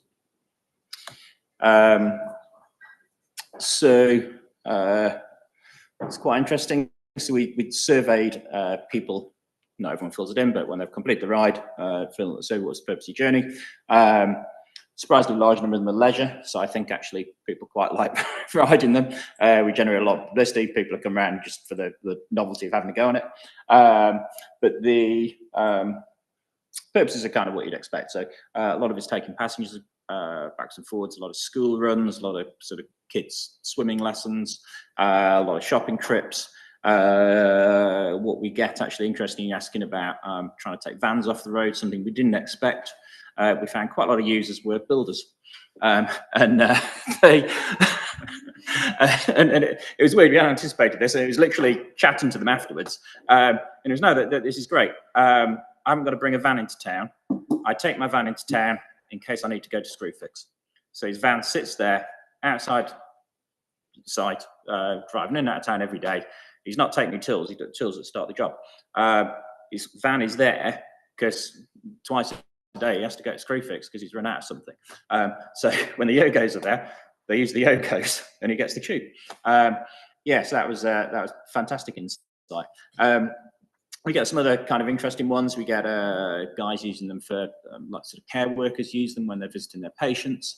There's quite a few kind of use cases that we hadn't expected, and a surprisingly large number of them take passengers. So we think actually it's kind of people using them for a school run where they wouldn't feel safe putting a small child on the road on a bicycle. They feel a lot safer using yoga. And then this is a super interesting graph here. So what we're looking at is the carbon impact of this vehicle in terms of CO2 per passenger kilometre is phenomenal. So we're at about 14 grams of carbon CO2 per kilometre. So that's 7 times less than a London bus. It's less than the London Underground per passenger kilometre. It depends on what the cyclist diet is, but there's less than a cyclist in most cases. Yeah, in terms of carbon CO2 impact, this thing, the only thing that's better than one of these actually is a electric scooter. Yeah, in terms of a vehicle that's kind of more universally usable and can replace a car, the carbon footprint of these things is fantastic. And if you miss them on the streets, there's quite a lot of excitement in the press. We had Made in Chelsea coming to make a show about them today, so look forward to seeing that episode soon. Yeah, so that's yoga. Do ask me any questions. Fantastic. Thanks very much for that. Have we got any questions off the bat straight away? Just very quick one. No, thank you very much. Like, such. What's not to like? I suppose just question is availability, because it's such a good idea. All your presentations and ideas are brilliant, and that's probably a across the board question really. How easy is it to book these? Is there,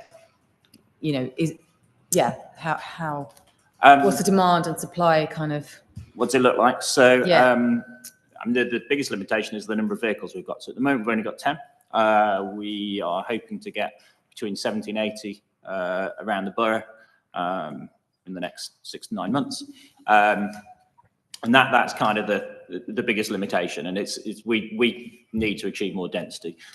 We get about, so it's only 10 vehicles, but we get about 300 to 400 app searches per day. So people looking, is the one available?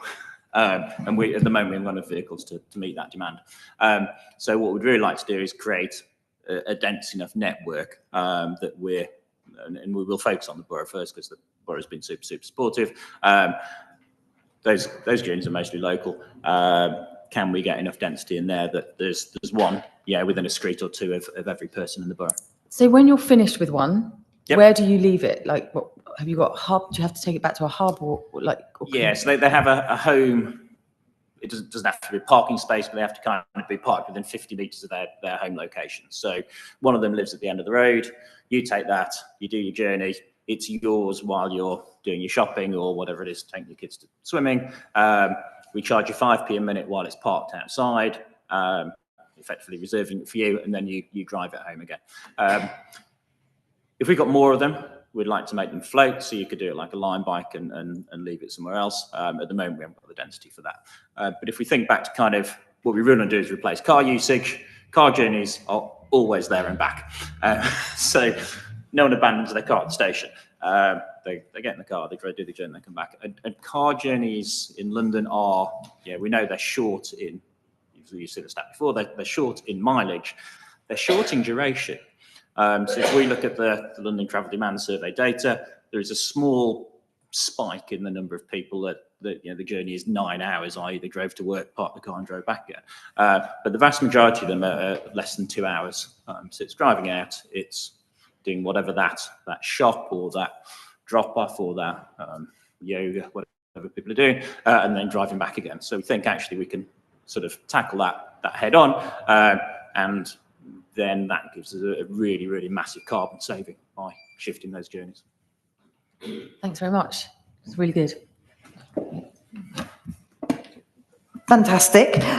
We're going to move on. Thank you so much for that presentation, because I want to try and get the last presentation in so that we can open it up to the floor.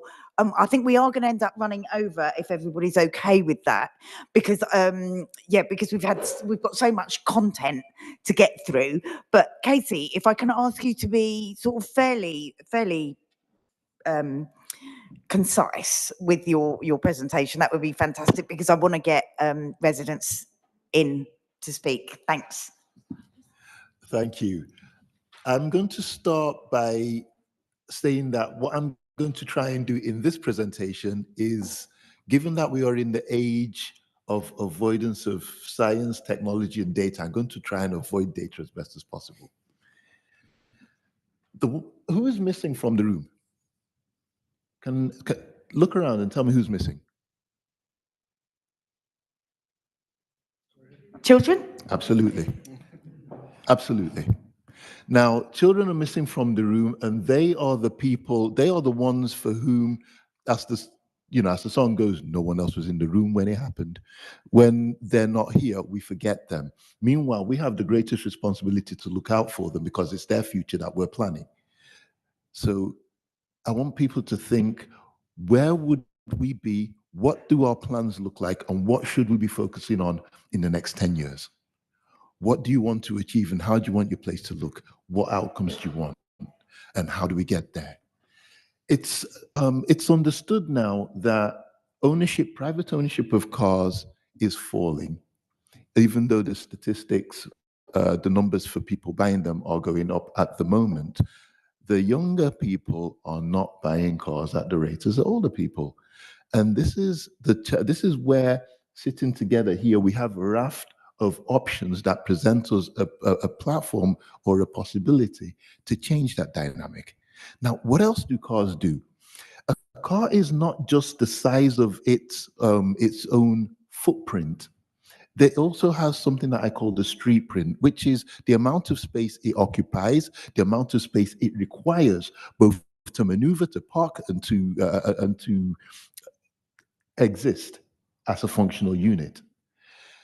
This is way greater than the space of the car itself. And while we speak about particulate pollution and noxious pollution and gaseous pollution from cars, we also do now talk about noise pollution. What we don't speak about is spatial pollution.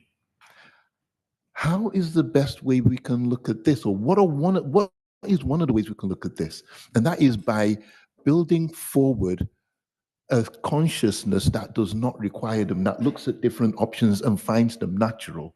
And the way we start that is by the experience that we have. So it comes to school. So this is where I now talk about school streets, because children get up, go to school. It's something that all children do because it's mandatory. There are a few who are homeschooled, but even they still go places. And the way you travel when you're young, the way you interact with your environment has massive implications, both for what you plan going forward and how you see the world around you, how you exist in it.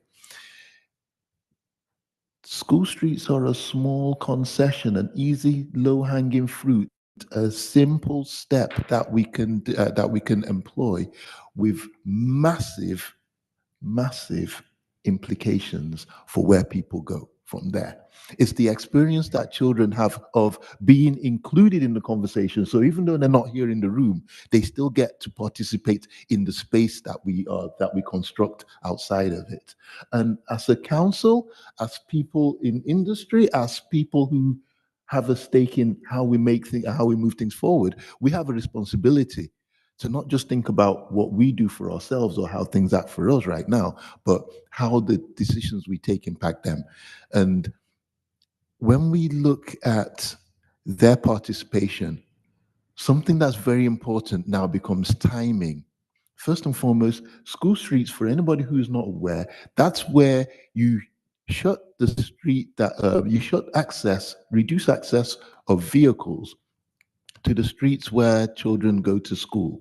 But what that does is it doesn't just impact that street, it also then impacts the journeys, because more children who have school streets about them then want to actually take active travel methods to go to school. First and foremost, lots of children in this borough already walk to school. A lot more most children walk to school. Then you have lots of children riding or scooting or so on and so forth. And these are behaviors which, if you bed them, they carry them forward and it becomes part of their experience, it becomes part of their psychology. We then present a raft of options like this, which enable them so they then think in terms of, now I'm used to moving around. I know my place intimately from a very micro approach, a micro visibility. We then have, I then look at work, okay, I need to go and get something from the shops. I can take an easy bike or scoot. I want to go and I need to go to the recycling center. I can take his line bike. And so I need to go to uni, but I have to take all of my stuff in one go and get his line bike. And it's very important to know that there are small windows. You see, primary school is when this happens most. Secondary school, by the time they hit sort of like year 9, year 10, they're 13, suddenly all of them start to think, ooh, but my friend's not going to come by bike, so I'm not going to take my bike. So everybody leaves their bike and they either walk or they take the bus. But behaviors then start to change. So you have to bed this early. And why this is important is because a short 2 years, 3 years, 4 years is a long time in the life of a child. If you're a 12-year-old, an 8-year-old, or a 7-year-old, or a 14-year-old, 3 to 4 years is a lot of your life. So when we look at interventions that we want to put forward, we have to be conscious and aware of the time it takes us to implement them, because plans don't count for people who aren't in the room. What does is what they get out of it, what you deliver for them. School streets are now something that we're starting with in the borough, and I'm glad to see that they are now rolling out. We need to roll them out faster. We need to roll them out more. Quite simply, they need to be the default. You have a school, the default should be a school street, unless you can find a reason why it can't work. This is it's an approach which eliminates the need for compliance or the questions for how you get there. And these are steps which you can do, simplifying processes and simplifying approaches that have that sort of transformative effect that then parlays into a growing population that now understands options. And what do we stand to gain at the end of it? Space. Because the fewer people who buy cars, the more space we can get. And we don't need to reinvent any wheels here. We're trying to, I think one of the expressions that we're using in the borough now is we're trying to Gentify the borough. That's because you go to a city like Ghent in Belgium, and they did a few simple, inexpensive interventions, which by restricting the ease, not the ownership or the use of vehicles, but just the ease with which it becomes your default conversation. By changing that, it changed behaviors in a massive way, and it saw ownership and usage of cars drop. As I said, I'm not doing statistics, but drop significantly. We can do this by learning from what other people do. And as long as we know what priorities we're looking for, we can look forward, apply the little things that we need to do, the little steps that take us forward. And like I say, start at the beginning. Start with the people who aren't in the room. Thank you. Fantastic. Thank you very much for that. That's really insightful. I want to open it up to the residents that have come tonight, if that's okay. We've got a speaker seat here. It's quite easy to come and put the microphone on and ask your questions. And would anyone like to be first in the hot seat?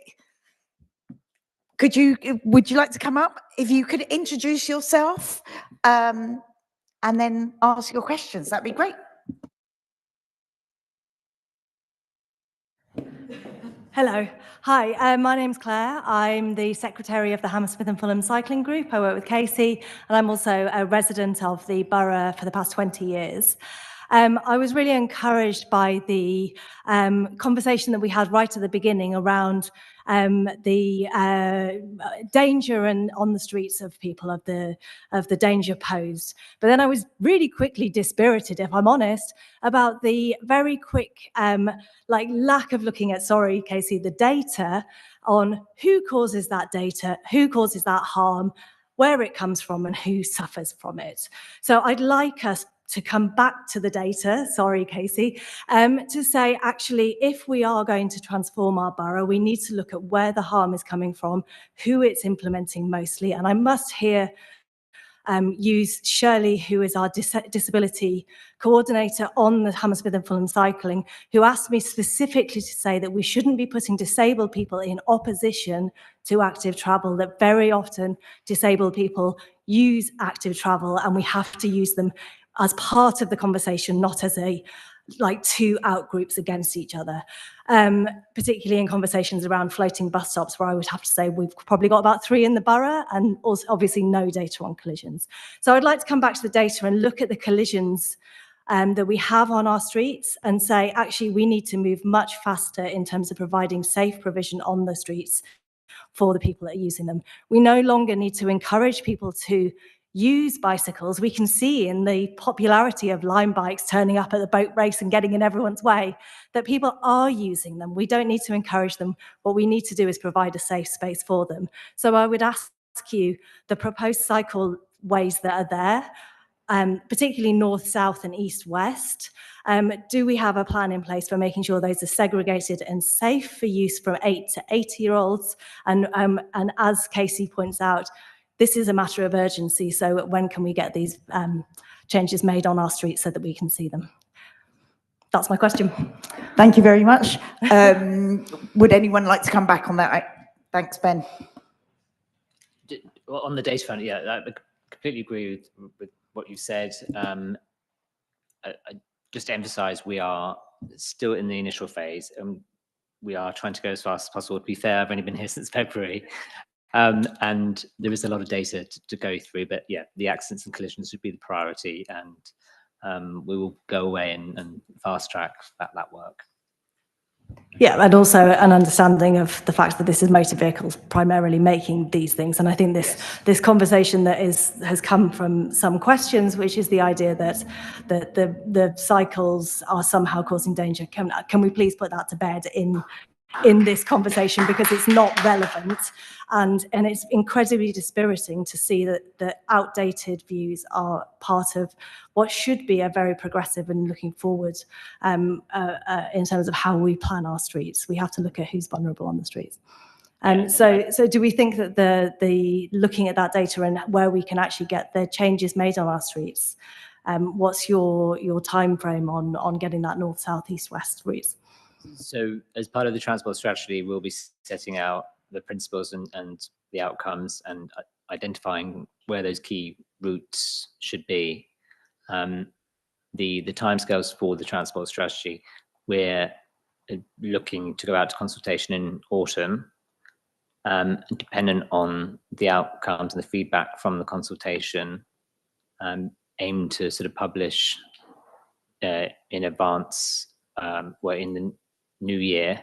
But clearly, if the feedback that we get isn't correct, or the stakeholders and community feel that we haven't quite got it right, we'd have to revise, and it will go on longer. And we're looking probably at a timescale that will be summer, sort of 2026. What I could suggest is we've seen the schedule for the committee going forward. Now, we don't know who will actually be sitting on the committee in 12 months' time, but I know there's a February meeting is generally the budget meeting. So we could look to ask officers to come back in April 2026. Yes. Thank you, Claire. Thank you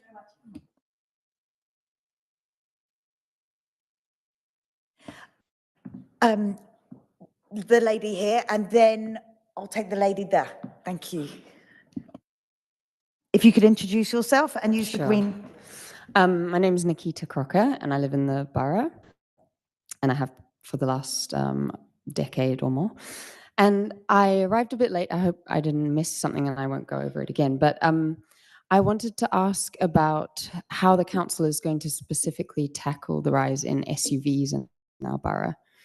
And my sort of situation is that we gave up our car, we took on a cargo bike, but doing the school run every day really shows you the amount of SUVs that are being used for those school run journeys. And it puts everybody else at risk, which feels like deeply unfair for a car that really is a status symbol. And, you know, I'm not sure whether residents really understand all of the harms that SUVs cause. I mean, it's so wide. It's the potholes are made worse by them because of their weight. The safety is, I think the data now says people are 30% more likely to have serious injuries or fatalities from any crash with them. Then you've got like really bad pollution statistics. You've from not only the emissions, but also the tires and the particulates from the tires, because again, they're heavier. They take up a lot more space. I really enjoyed that fact about, you know, like within a traffic queue, how much SUVs take up, how much space SUVs take up, but it's the parking as well. They do not fit into our parking. And it's really astounding to see, you know, our tiny roads being filled up with these cars that go over the line. I don't think they ever get ticketed. Lots of them are sitting in driveways with their bonnet or their boot overhanging, which is really dangerous for little children on scooters, let alone, you know, it's dangerous for adults, but then it's also really, really dangerous for children. And I just haven't heard anything from the council on this matter specifically. And I think, sorry, have I? No, I was going to say, if you are finished with that particular question, you could stay, because you could ask a follow-up question. But I was going to see if any of the officers want to address that, because it's a bit of a tricky one, because I don't think we have anything. We measure cars like that. But I'll hand over to you. Yeah, so currently we have sort of emissions-based sort of parking charges, but certainly I'm aware so there's been a few other authorities that are starting to look at the sort of size and SUV based, and through the transport strategy work, that's something that we can certainly add to the mix and consider. Okay, well, yeah, if it's not being looked at already, I think it really needs to be. And the more people take on SUVs as their form of transport, the harder it's going to be as we go on. And it's just going to become a cultural thing that everyone just has an SUV, you know, if they can afford a car. So please make it a really... review it as part of the transport strategy. Thank you. Can I Thank you, Nikita. Sorry, could I ask you to turn it off, just because it will be quite echoey if it's on. But Sam Bailey wants to come in. Yeah, something interesting came out of, we had someone complain, one of our buggies was parked end on and it was sticking out slightly outside the parking space. And they went, this is ridiculous, it's blocking the road. And I looked down the road, none of the SUVs fit in the parking space. And it made me realise that actually, if the borough wants to do something about it, they have the ability to do already, which is, if you're not inside the white line, it's a 40 quid fine. That's on your website. Just tell your parking officers, enforce that. And I think you'll find the SUV usage will drop off a lot. But the other one is, we have a policy of encouraging SUVs by the shape of the speed bumps. So the speed bumps of the borough are all the funny little narrow central ones, which an SUV and a black cab straddles. What doesn't straddle it is an ambulance, because an ambulance has got double wheels at the back. So the back wheels don't straddle a speed bump, so the ambulance has to slow down, patient in the back gets bumped over it, SUV goes straight over it. So we have literally designed in speed bumps that encourage SUV ownership. Go Ray, enforce the size of the parking space, make the speed bumps the full width of the road. You've taken away two big incentives for using an SUV in the borough. John I was Goldsworthy. there's a bit, I'll hardly agree with Sam on the speed bumps. Is car manufacturers have been doing that because that's what, when they do their kind of focus groups with consumers, speed bumps is one come up. And then the other one is range for EVs, and you need a bigger vehicle in order to get the more battery in for the range, and therefore they use the footprint. So it's a bit of the market is driving those type of vehicles. In terms of the parking thing, providing the vehicle is not too far away from the curb, even if it's overhanging the bay, if we give them a ticket, that goes to adjudication, it will get overturned because they've parked reasonably close to the curb. So you're in that little bit of kind of difficult scenario on that one. But the Sam is right, the speed humps has kind of generated that drive for manufacturers to make them, especially in central London.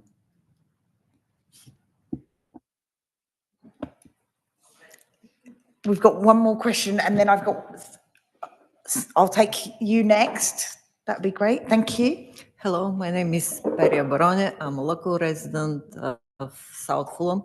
I've lived on King's Road for more than 20 years. And when we moved first in the morning, you'll see a cyclist from time to time, like not even two cyclists together. Today, King's Road is a motorway for cyclists. It's a constant stream. Sometimes they bunch all together. Sometimes they even take part of the road. What can we do to improve the safety on King's Road?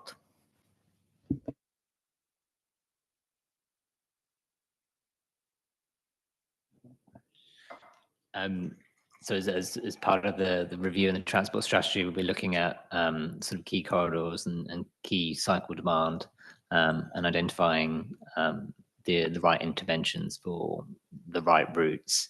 I can't give you a precise answer now for King's Road and what would work, but certainly as one of the main sort of corridors for routes, it will be sort of high up there on sort of the priority of routes to be considered.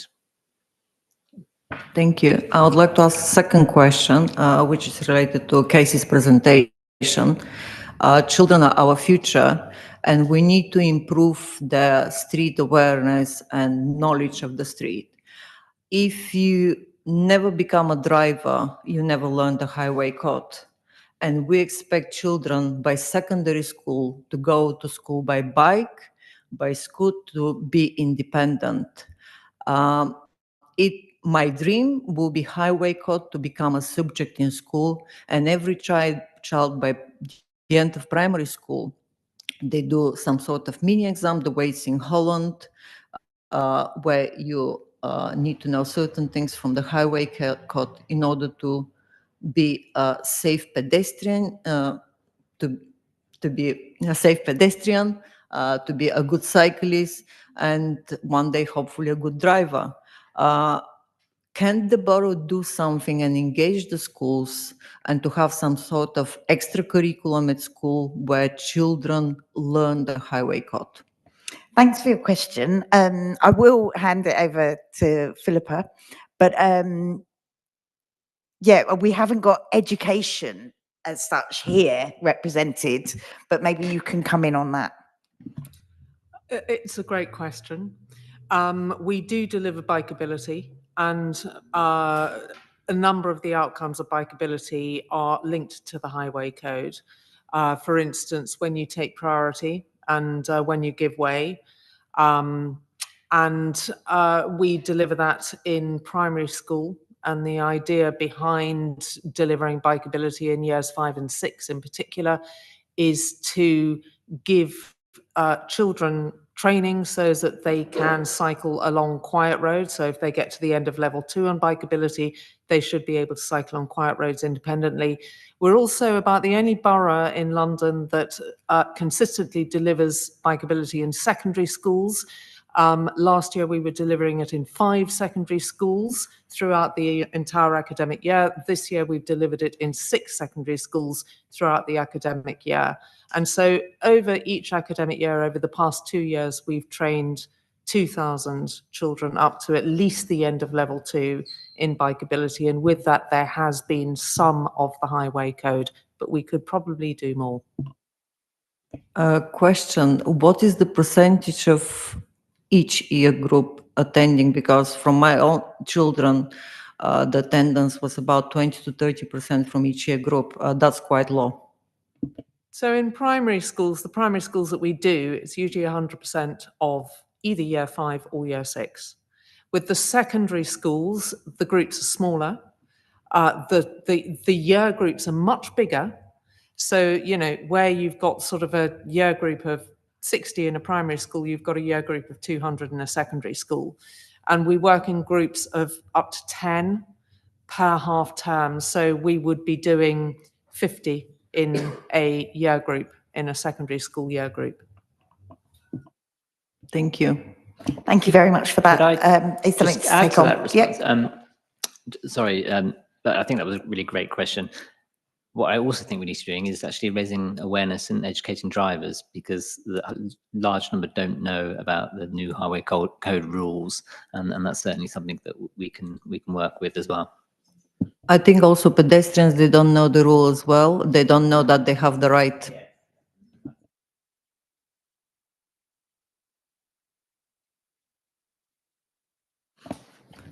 Thank you. Yeah. If you could introduce yourself, and the button on the right turns it green. Thank you. Ash Goddard, living on Biscay Road. And so when I leave, I head towards Hammersmith Broadway, I jump on the tube.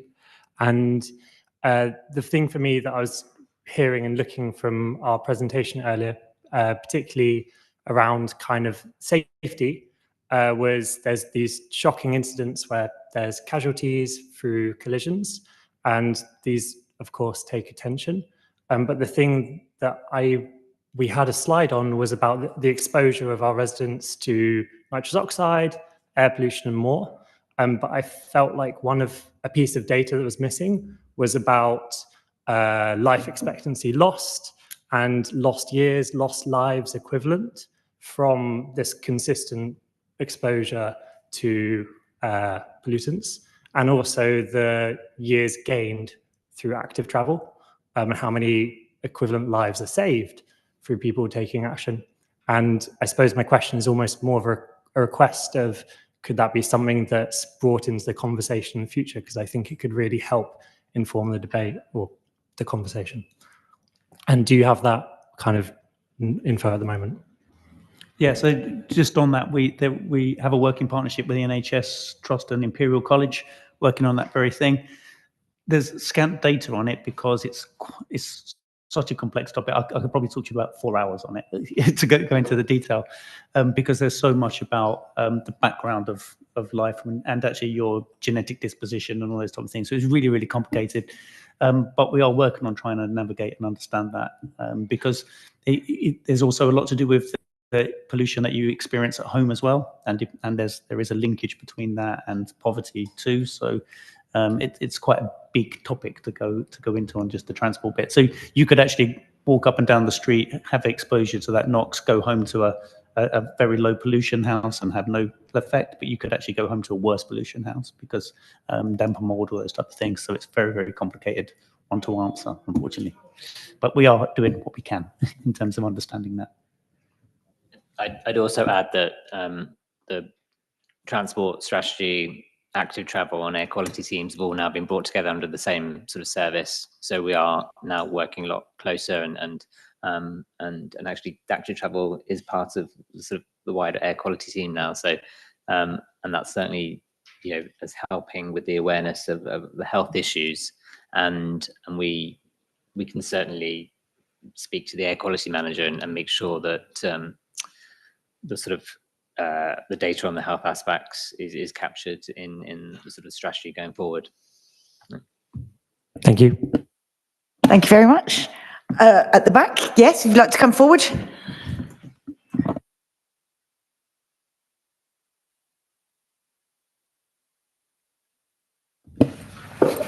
Hello, my name is Hamish Reid. I'm part of Hammersmith and Fulham Climate Action Group. And my question is really about actually the maintenance of cycle infrastructure in the borough, specifically the Uxbridge Road cycle lane. which has been in place for a couple of years, but it's fallen into an incredibly bad state of disrepair and repair, such that it's actually incredibly unsafe now, because there's more than 20 plastic ones missing from those cycle lanes. I've counted them. And cars regularly now park in the middle of that cycle lane. So cyclists, especially vulnerable ones who are expecting to be protected, are having to then pull out into the traffic in the middle of the cycle lane where they're supposed to be protected. Is completely unsatisfactory. And we're basically at the point where we're about to lose that cycle lane that was so hard fought for. And it's not a great quality cycle lane. It's intermittent at best, and it's not bi-directional. But I don't understand why there's just not been any budget put towards maintaining it. And it's been allowed to get to this state. So my question really for Councillor Harcourt and Holder, who are responsible cabinet members for this, the environment and for the public realm, what are the council's plans, including financial commitments, to improve the condition of the key roads and cycle routes that are currently poor and unsafe condition, especially on Uxbridge Road? Hi, Hamish. As you know, I don't live too far from Uxbridge Road. I go down it quite regularly. I see exactly the points you're making. I'm also aware of a petition in many of the shop fronts at the moment asking for improvements in Uxbridge Road. And it's probably something about time coming. We spent a lot of time initially getting cycle lanes in order to get segregation for cyclists from the main traffic. But it's then making those permanent which becomes more difficult because it involves a fair amount of money. And I'm not sure, I'll have to defer to John or Bram about the dates for that. But I think one of the things that hasn't been mentioned either here, it is the other cycle lanes that are about to start work on, like the one down Wood Lane and so on, because one of the previous questioners was asking about that. But cycle lane maintenance, and as you know, it's something I've pushed since I became a cabinet member back in 2014 with the cycle strategy and such like. And I think it's absolutely important. There's no point in having them if they're not maintained or maintained to a certain standard.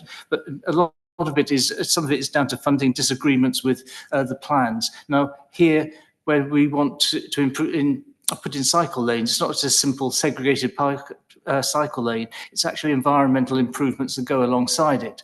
That becomes much more expensive than, for instance, a simple barrier, be it wands or a raised curb or something, delimiting the cycle lane.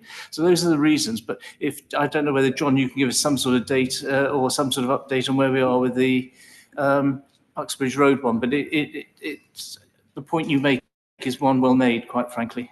Yes, it's on TfL's radar for investments, but that investment probably won't come to us until about the 27, 28, be in that cycle. So any improvements we can do in the interim will just be interim until that. But can we get a commitment to replacing the missing ones that are causing the problems in the short term? Because that's something Bram and I can take away and have a look at. Okay, great. And I guess the same for Wood Lane. I mean, we were told it was going to start construction in 2024. We're now nearly halfway through 2025, and it's now being constructed now. So it'd be great if we can get to action faster where possible. All right, thank you. Hamish, sorry, before you go, you said you were from the H&F Climate Group. Could you give us just for people that don't know your group in particular, if you could give us a little outline of how the group came about? And yeah, absolutely. Hammersmith and Fulham Climate Action is a group that grew out of Extinction Rebellion Hammersmith and Fulham, which was set up in 2019 and had a really big role in getting this council to declare a climate emergency and set net zero targets. That group's evolved to become a broader group working in coalition with a lot of other local groups, including officers in the council as well. There's a number of our members here tonight who've come because they're passionate about improving sustainability in this borough. Thanks very much for that. Okay. Cheers. Yes, and did I see somebody else with their hand up at the back next? Yeah, of course. Hello, good evening, everyone. I'm Gauthier Well. I'm also part of the H&F Climate Action Group. I had two questions, one for Cabinet Member Harcourt.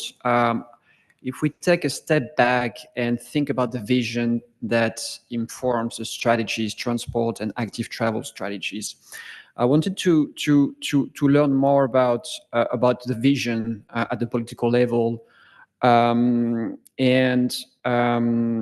how it was like informing the delivery of the strategies. What are the objectives of the council when it comes to transport and active travel, and the level of ambition? I mean, do we want to be the greenest? Do we want to be the most connected, the most digitalized? Do we want to be the most pedestrian or cyclist friendly? In the draft, we can't see this right now. So that was my first my first questions. The second one is linked to the first. I think someone said the word urgency. We can't feel the urgency when we read the strategy, and it is urgent. We need to act on transport, and I haven't seen any timeline in the documents. So if there is no timeline, there is no milestones. If there are no milestones, there is no accountability. And I think this is pretty important for residents to take this council accountable when it comes to transport, and making sure we can decarbonize it. So that was my second question: timeline, milestones, accountability. Thank you very much. Thank you. Yes, thank you very much. Where do I begin with that question? That is the global question, isn't it? I could no doubt sit here and talk to you for hours on it. I'm quite happy to come and talk to your climate team, a group at any stage that you want about this or areas of the work we're doing in more detail. But for the sake of the question here, the vision that we have here, and this is what the council policy is, this council will be, or this borough will be net carbon zero by 2030. And everything else that we do is predicated by that particular vision. As you know, obviously, it's not just one item, it's transport, it's housing, there's loads of other things. And then alongside that, a lot of things we've been talking tonight are about air pollution, and such like quality of air, quality of life, and so on. And while strictly not net carbon zero, we're trying to work all of that in together at the same time as individual departments within this council have got major issues. You know, obviously, you know, should we begin with, where should we begin? Obviously, you may have read a bit about housing. There's been some changes in there. They've got priorities that they want to work on, and they're not competing with us, but it's fitting that into their work programme. The same with education. You heard a little bit about trying to fit cycle and and such like into education. On top of that, you've got schools with need to update boilers and things like that, which are obviously polluting. They're carbon using and such like. There's development that we want to develop it. You know, there's lots of development in this borough. How do we make sure that that development is sustainable? And by sustainable, I don't mean just net carbon zero, but at the lifetime of the building, what happens at the end of that? Is it something that can be taken down, reused, etc., etc.? So we're looking at all of these things all at the same time, and it is an absolutely enormous task. I'm not saying it's one that we can't achieve. It is challenging, and there's no two ways about that. It's very, very challenging. It's something that I think everybody in every single borough that you can talk to will find exactly the same situation. So yes, I agree with you. We're halfway. When was it? 2019 we passed that motion. We're now about halfway through the timeline. A lot of the work we've been doing, I know we've just got to the transport strategy, but a lot of the other work that's in place already is now ready to go, and it's now about implementation and pace of implementation rather than just looking at strategies. Other boroughs have gone about the other way, and they've looking at things like net zero neighbourhoods and individual projects and such like, whereas we've looked at it from a much more planned approach. So, you know, from now on, it is all about trying to implement those particular strategies rather than continuing to develop them. I hear what you say about there's no timeline, but that will be something that will be implemented into that. I don't know whether John or Ben, you want to add anything to that? Yeah, I think as Ben had that big spider diagram, there's quite a lot of interdependencies and things to go out. So getting the strategy done as fast as possible is the thing. Then it's the action plan that leads off of that, and the funding of that, and linking it in with the mayor strategy and the funding from there too. So there's a big bit of work into that, but we share your urgency. Thank you very much. And the GLA has Oxford Street as a flagship action. Does the council and does the borough has this sort of flagship action for active travel and transport? Thank you very much. Yes, we're working on them. I would say that the Oxford Street one, that's probably been 15 years in the making to date, and it's still not implemented. So, you know, the thing with these big, brave and bold, it takes a long time to get everyone appreciating what, I think what you're doing. that would really bring people into Yeah. having this sort of flagship actions. Thank you. Thank you.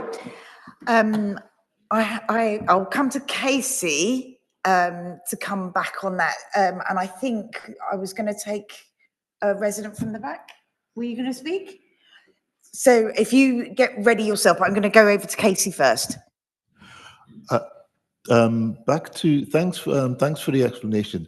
Now the next question for the councillors and the officers, for guys, is what can we do to speed these things up? Even if we take, say, the transport strategy, which it is great that it's we're getting there now. This has been something that we asked about maybe about 8-10 years ago, something like that, and we're now getting there with that. What can we do to speed these processes up?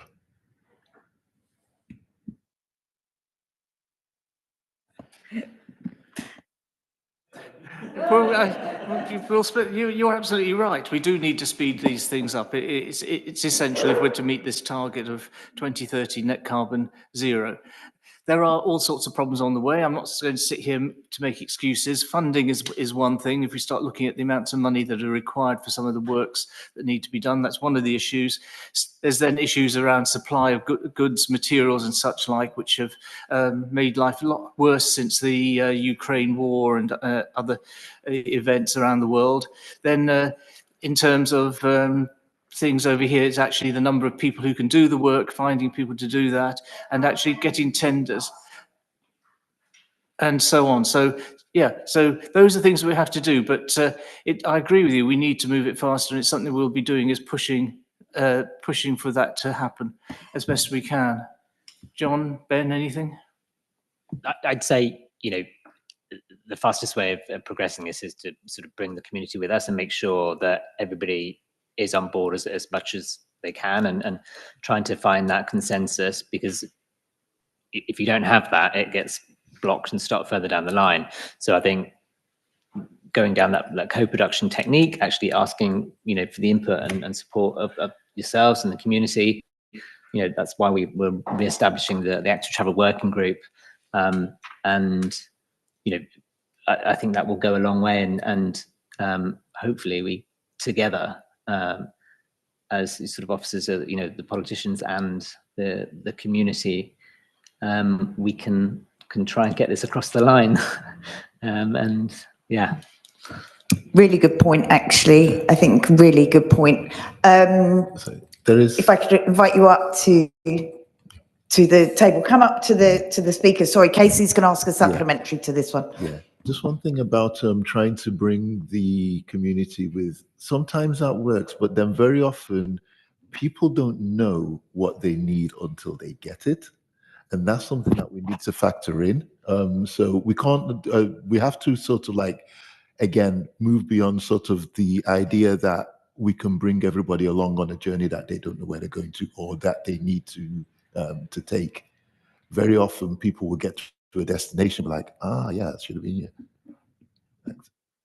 Yeah, that's a really good point, and you're never going to make everybody happy. And I think in a way the transport strategy, as well as being an evidence-based and an analytical document, it also needs to be a sales document and a sort of a brochure, and you know, selling what we're doing, and the approach that we're taking.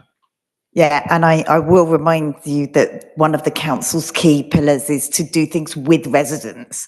So although I do understand what you're saying, at the same time, we have to be, as you said, as Ben has said, it needs to be a sales document. We have to encourage our residents to go on that journey with us. Would you like to introduce yourself? Chair, just, Oh, sorry. just to add a little bit more to that, we have, for instance, engaged over the last year a group of consultants to look at how do we get people on board and how do we change that culture. They're due to report back to us fairly shortly. So that's just one thing. The other thing we've been having discussions with the leader of the council about things like, this is just one area only, things like how do we improve the take-up of things like solar panels.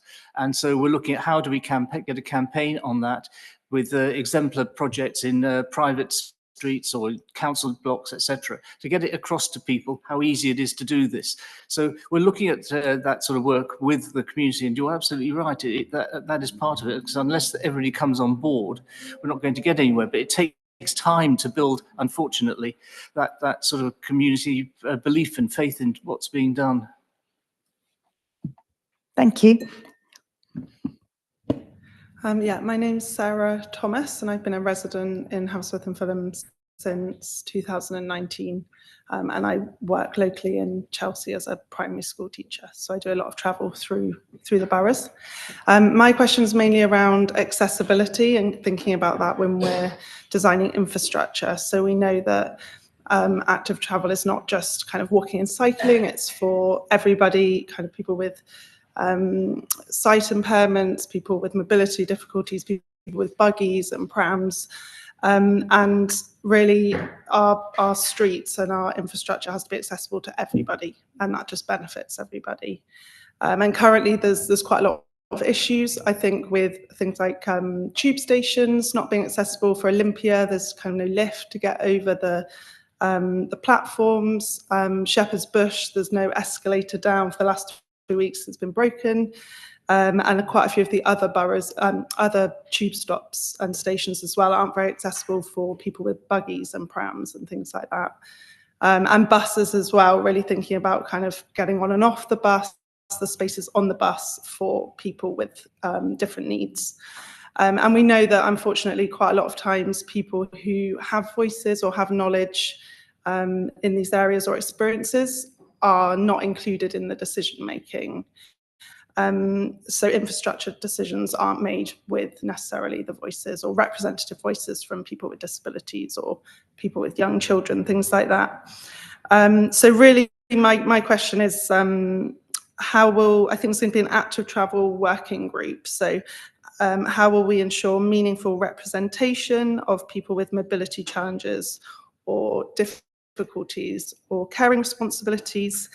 And also thinking more around public transport. I know we work a lot with TfL, so is there a conversation ongoing with them about making kind of the journeys or the buses more accessible? Because there's no point things being accessible here if wherever people are going, they're not accessible when they get off at the other end.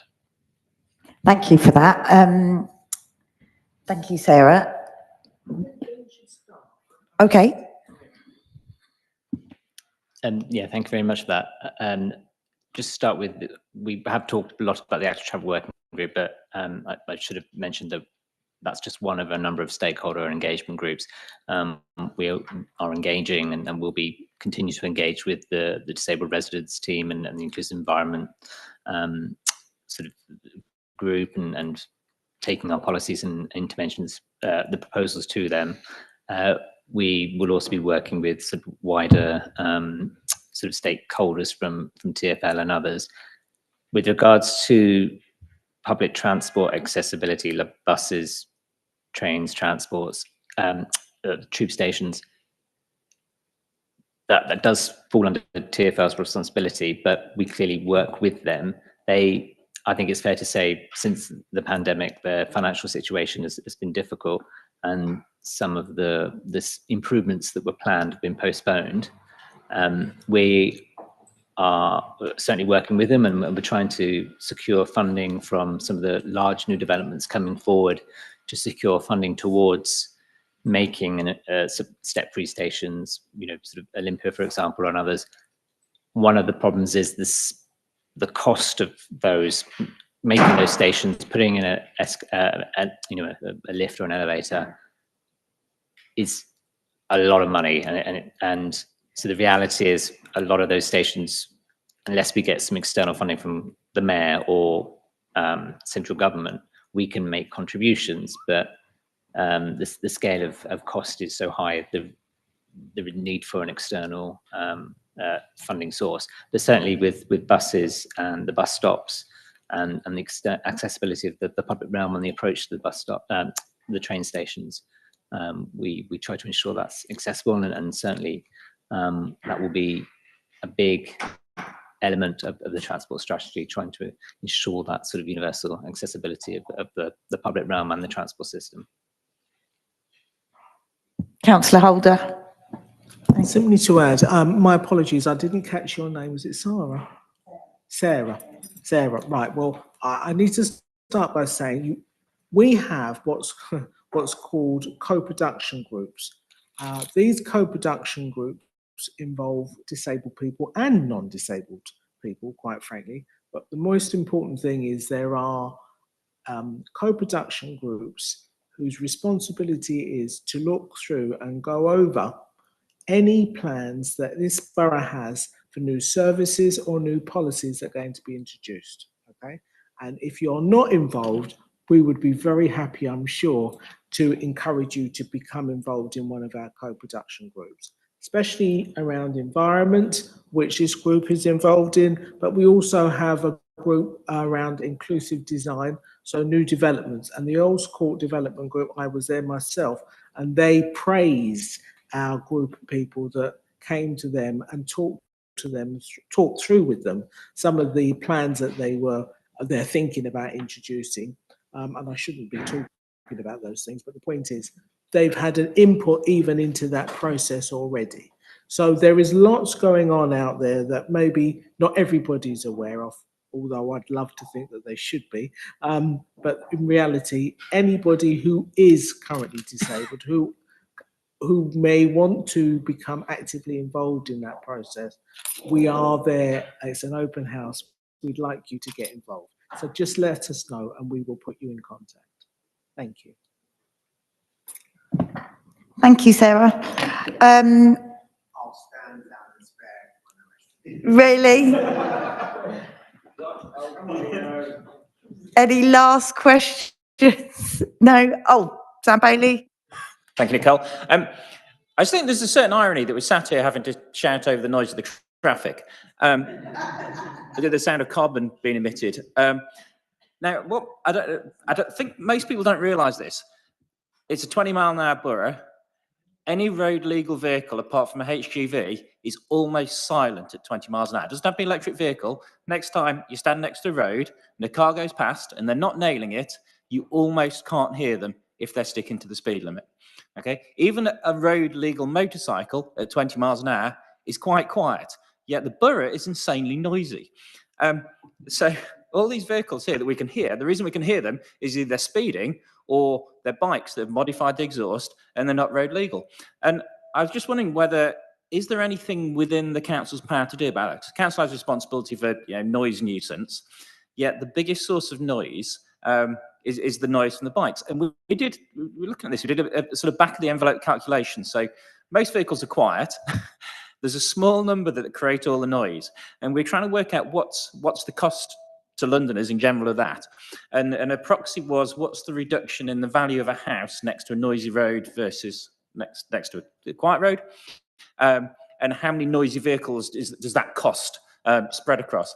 And the number was something like £250,000.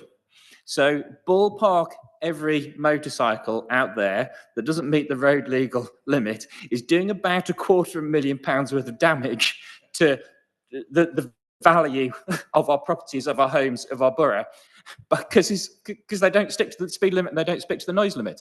Is there anything within the council's remit or powers that we can do to stop that? Because that would be such a massive win to people who can say, hey, and the borough's peaceful. The answer at the minute is no, but we have been lobbying, and pretty much every London borough has been lobbying through London councils to get that to be, in a lot of the sense, decriminalised and passed down to us, so we can do it, because we will do something about it if it's there. Mainly because we're the ones who suffer the consequence of speeding and the noise, but we don't actually currently have the powers but we are lobbying to try and get them, if that makes sense. Whether we'll get them is a different question. But until that point, we are really at the mercy of the police as to do that, and with the other constraints they've got and priorities, it's pretty low down their pecking order. Are you optimistic that may happen? Possibly in this government. It did go in the last government, and it got right to the last hurdle and was pulled at the very last minute. But maybe it will come again. So we'll see. Cool. Thank you. Fantastic. Well, a formality is that the committee notes and comments and notes the presentation. Noted. Yeah. I've got quite a few actions out of this. The actual transport what strategy. We need you to come back and report that. Maybe April 2026 would be a good plan. That not only we can see the data earlier, sooner. Well, let's look at you see the dates. Maybe you could do a short report for us for the November, because the February is normally a budget. Yeah, so it's the next 4th of November is the climate PAC. The next one we've got at the moment is the 1st of July, but that would be too soon, I think. Could I just suggest, though, I think there are different things here. There's more on the timeline for the transport strategy generally, but there's also a timeline for some of the data that you've already got and you're in the process of analysing. I think having a time frame for when we'll get that data and some early analysis would be really helpful, because that will also help to inform people's thinking as we go along. So perhaps we could take it in 2 stages and have some earlier reporting on your early findings or your initial findings from the data you're looking at. Yeah, I can speak to the team and get a realistic date and come back to you on minutes to share the next few months. Yeah, I mean, it'd be useful perhaps if you could give us some timeframes at least for when you can share within the next month, just so that we have a timetable then going forward. Yeah, I will follow up. Tomorrow is excellent. Brilliant. And we've got some things that actions like just temporarily improving the Uxbridge Road cycle lane. If there's pillars missing at the moment, if we can just do some fundamental work on that, that would be brilliant. Co-production, I think it's brilliant that that's brought up, and maybe we could invite the Disability Action Group along to speak to us in relation to that. So, and I liked the noise idea, and the SUV's more tricky because it's going down into the minutiae. But yes, it's been a really good conversation. Oh, Casey. Oh, and can I point out that there are lots of things that we get right. Don't forget, we walk into the supermarket, we don't complain when the milk is on the shelf. We do complain if it's spilled on the floor. So there are lots of things we're getting right. And I'd like to remind everybody that on the 24th of this month, we will be celebrating the active travel that we've got going in this borough with the Festival of Cycling, which Philippa will tell you all about. But thank you and well done. Just more, faster, better. Thank you. Yes, and I good note there. And I think there's a walk on the 17th. As always, do sign up to the Climate Connects newsletter, because that has a lot of information about what's going on in the borough. I want to thank all the presentations tonight for actually not only for coming here to present, but more importantly for coming up with the options that give us the route to cleaning up our borough and making the car less prioritised. The next meeting is July the 1st.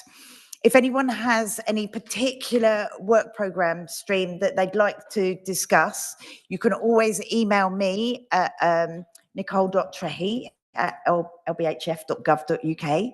And I'm quite happy to open to suggestions for what we put on the committee, who we bring in to speak to us.